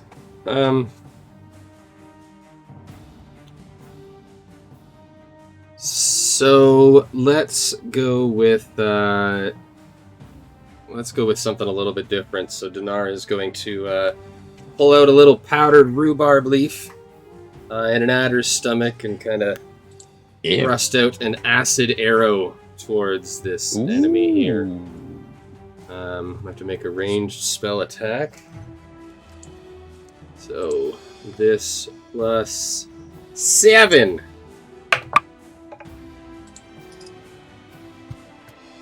That's a 13. So 20 to hit. 20 does hit.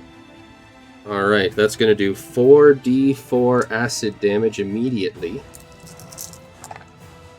Immediately. Crying out loud, another 2 1s. So that's 4 plus 2, 6 plus 3, 9. Acid damage immediately. Okay. And then the target will take 2d4 acid damage at the end of its next turn. Okay. And then otherwise, Dinar is going to stay put. Okay.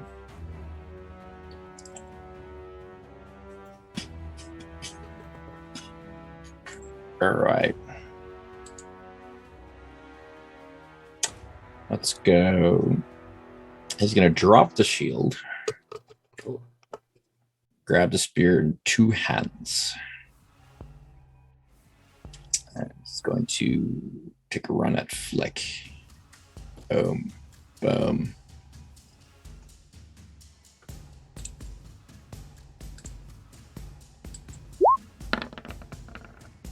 Ooh. Ooh. Thank you. No, sir. Oh, he gets more. Not that the second attack helps. Add them together, still won't matter. How about the third?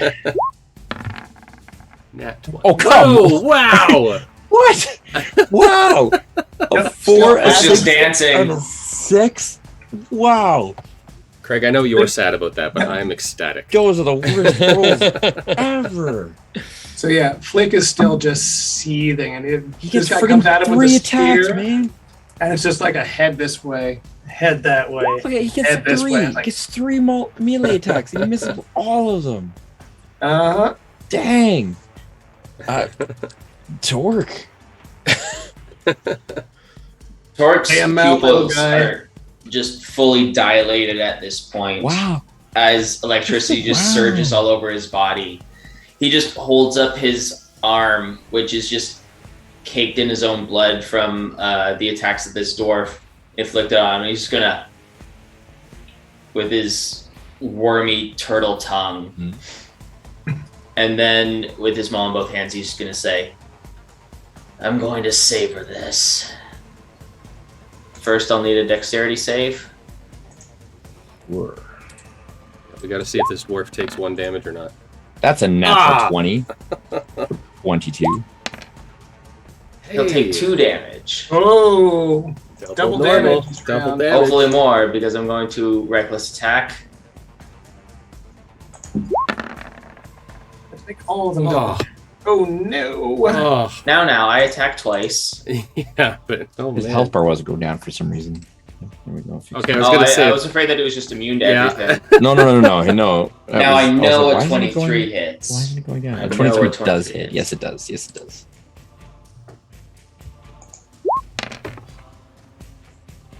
Uh, 14.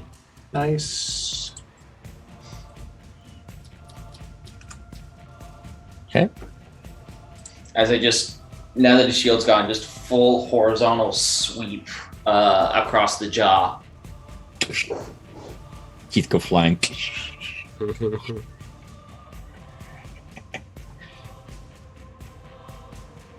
Is that it for Torque? That's all I can do. Well, you know what? I'm gonna move right here. Flick. All right. I will lay into him. Oh yeah. Hey, Natural 20. nice. Throw my fury of the small on that. Very much fury. Dang. There it is. So, what is that? That's 17 points of damage. Oh.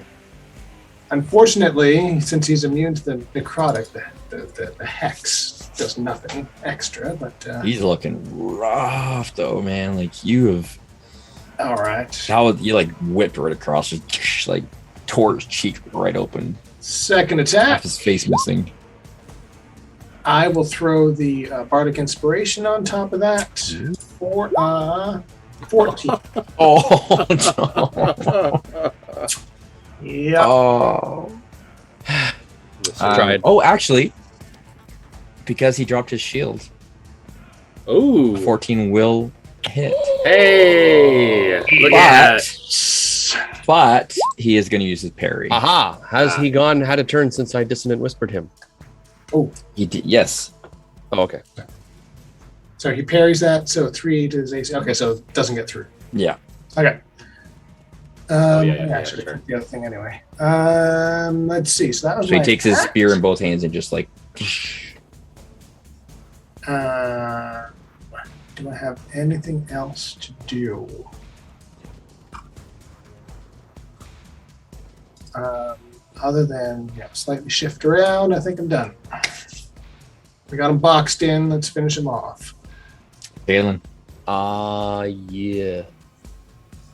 I don't know. I kind of want to I want to give Flick this, but like, I don't think there's a way I can do that. Just put this dog in the ground. Yeah, okay. It worked well last time. Let's do it again. I'm going to make a wisdom save, please. May the land see your sky turn to That was swallow. almost a 20. That dice is rolling there, man. That's a You 3. don't have to act so disappointed about it, Craig. That is a 3. And for never forget what you stole. 24 psychic damage. Nice. Wow. That was much better than the first one.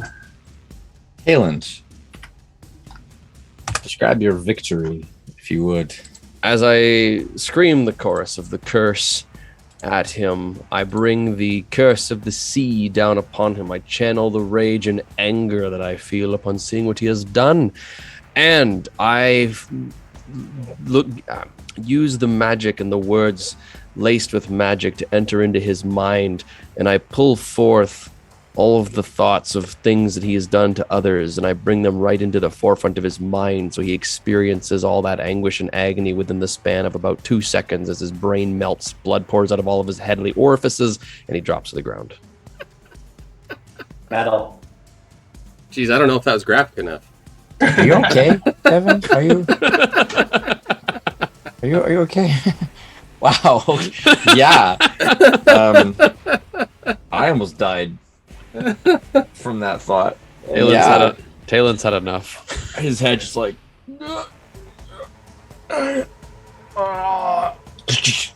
You see the blood just like bursts out of his eyes, and he just drops to the ground. Like in Scanners. Yeah. Oh man. What do you think's more gruesome, the Scanners' head death or the Raiders of the Lost Ark head death? I know which one scared me more when I saw it as a kid. Oh, okay, yeah. I'm not sure I remember the Scanners one, so It's the head explosion thing. As the dwarf creature, whatever, drops to the ground, Shoot him in the head once more. the room is silent, save for the Echoing gunshot. faint echo of the gunshot and also the chanting that still permeates the air and you can hear from beyond the walls. I don't like any of that. The 2 bodies of your former crewmates show signs of torture.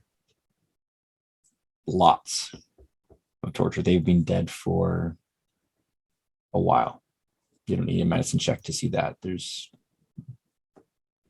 enough to recognize them by, but they've been here in this condition for a long time. A voice fills the air once again. Well, what a nice reacquaintance for you all. Come a little further in, why don't you? There's much yet to be revealed. We'll be happily doing that. Spend some time in the cages if you want. Take a rest, find a storage room. No rush. You're not leaving anytime soon. Orc is already at the door.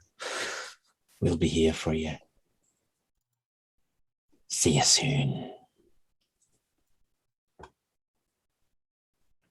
So the door that you see on this side here, it's strange in that it doesn't appear to be set into a standard door frame.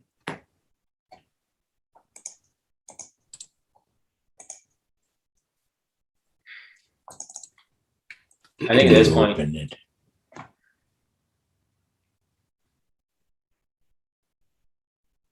stand back. Yeah, all right. It pulls in towards you. Just for Does he spend 2 Your minutes trying to information. push it first? probably. What did you, Torque? I open the door. You see the storeroom through a secret entrance hidden behind as the door opens, it kind of pulls on the other side. the back of a cabinet kind of pulls in the opposite direction and reveals the storeroom that you'd seen previously.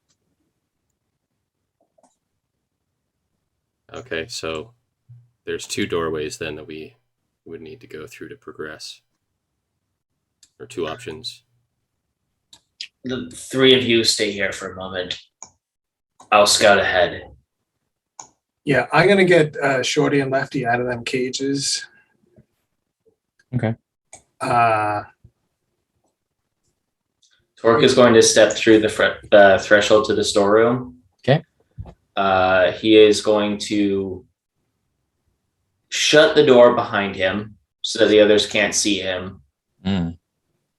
And then as soon as the door is shut, Torque is going to fall to his hands and knees and vomit on the floor. Okay. His whole body is just trembling. His breathing is heavy. And he takes a moment to compose himself before actually getting his bearings and looking around.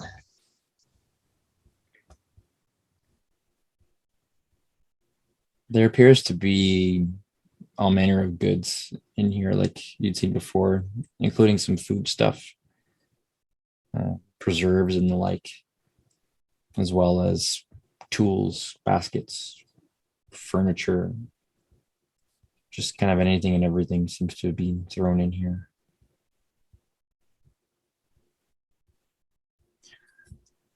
Well, he's off doing that.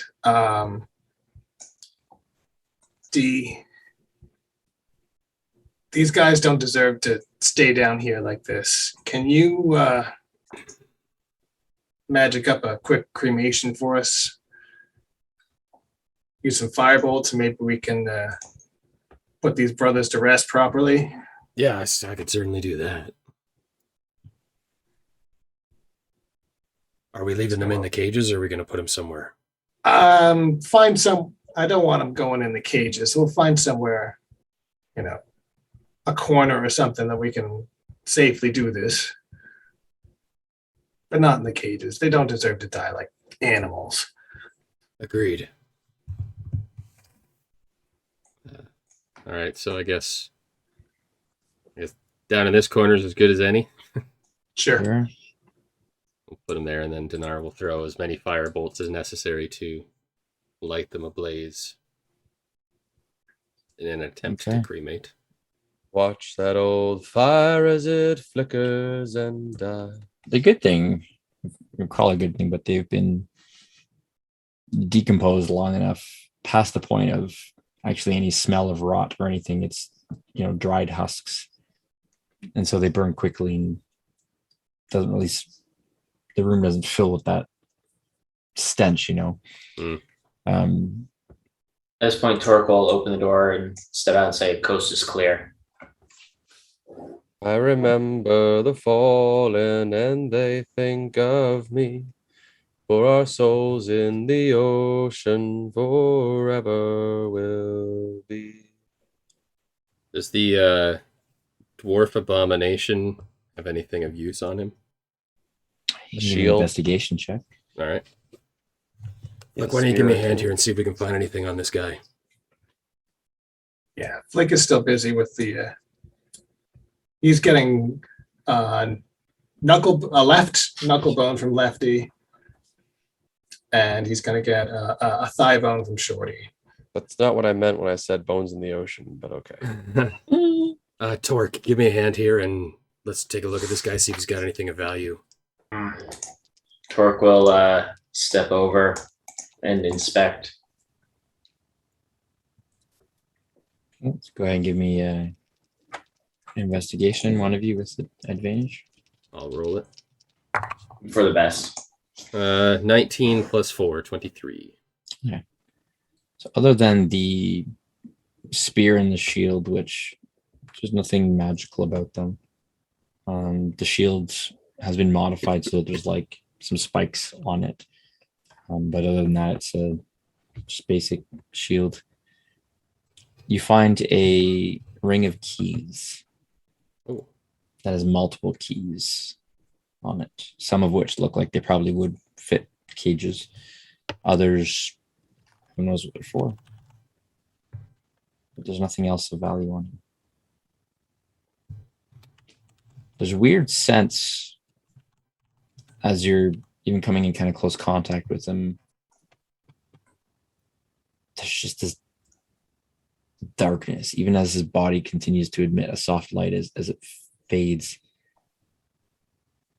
There's just that dark energy that just kind of pulses out of him. It's definitely obvious by his size as well, but this isn't a normal dwarf. Something was done to him or happened to him. This energy that pulses off of him is chaotic, much like a lot of what you've encountered. Just to be clear, there's no black ooze coming off of him. There's no black ooze coming off. Okay. But as you mourn your fallen companions and ponder what to do next, we'll pick it up there next time. All right. So that is where we will end. Unfortunately, on a sad note, but with a measure of vengeance. Thanks for joining us. Please don't forget to subscribe, or not subscribe, but follow us here on Twitch. We'll get to that subscribing. And find us on our YouTube, on our Twitter, all the things at our link tree. And please, if you like what you see, then tell others. And yeah, we will catch you all next time. Happy gaming, everyone. Stay safe. See you soon. Bye.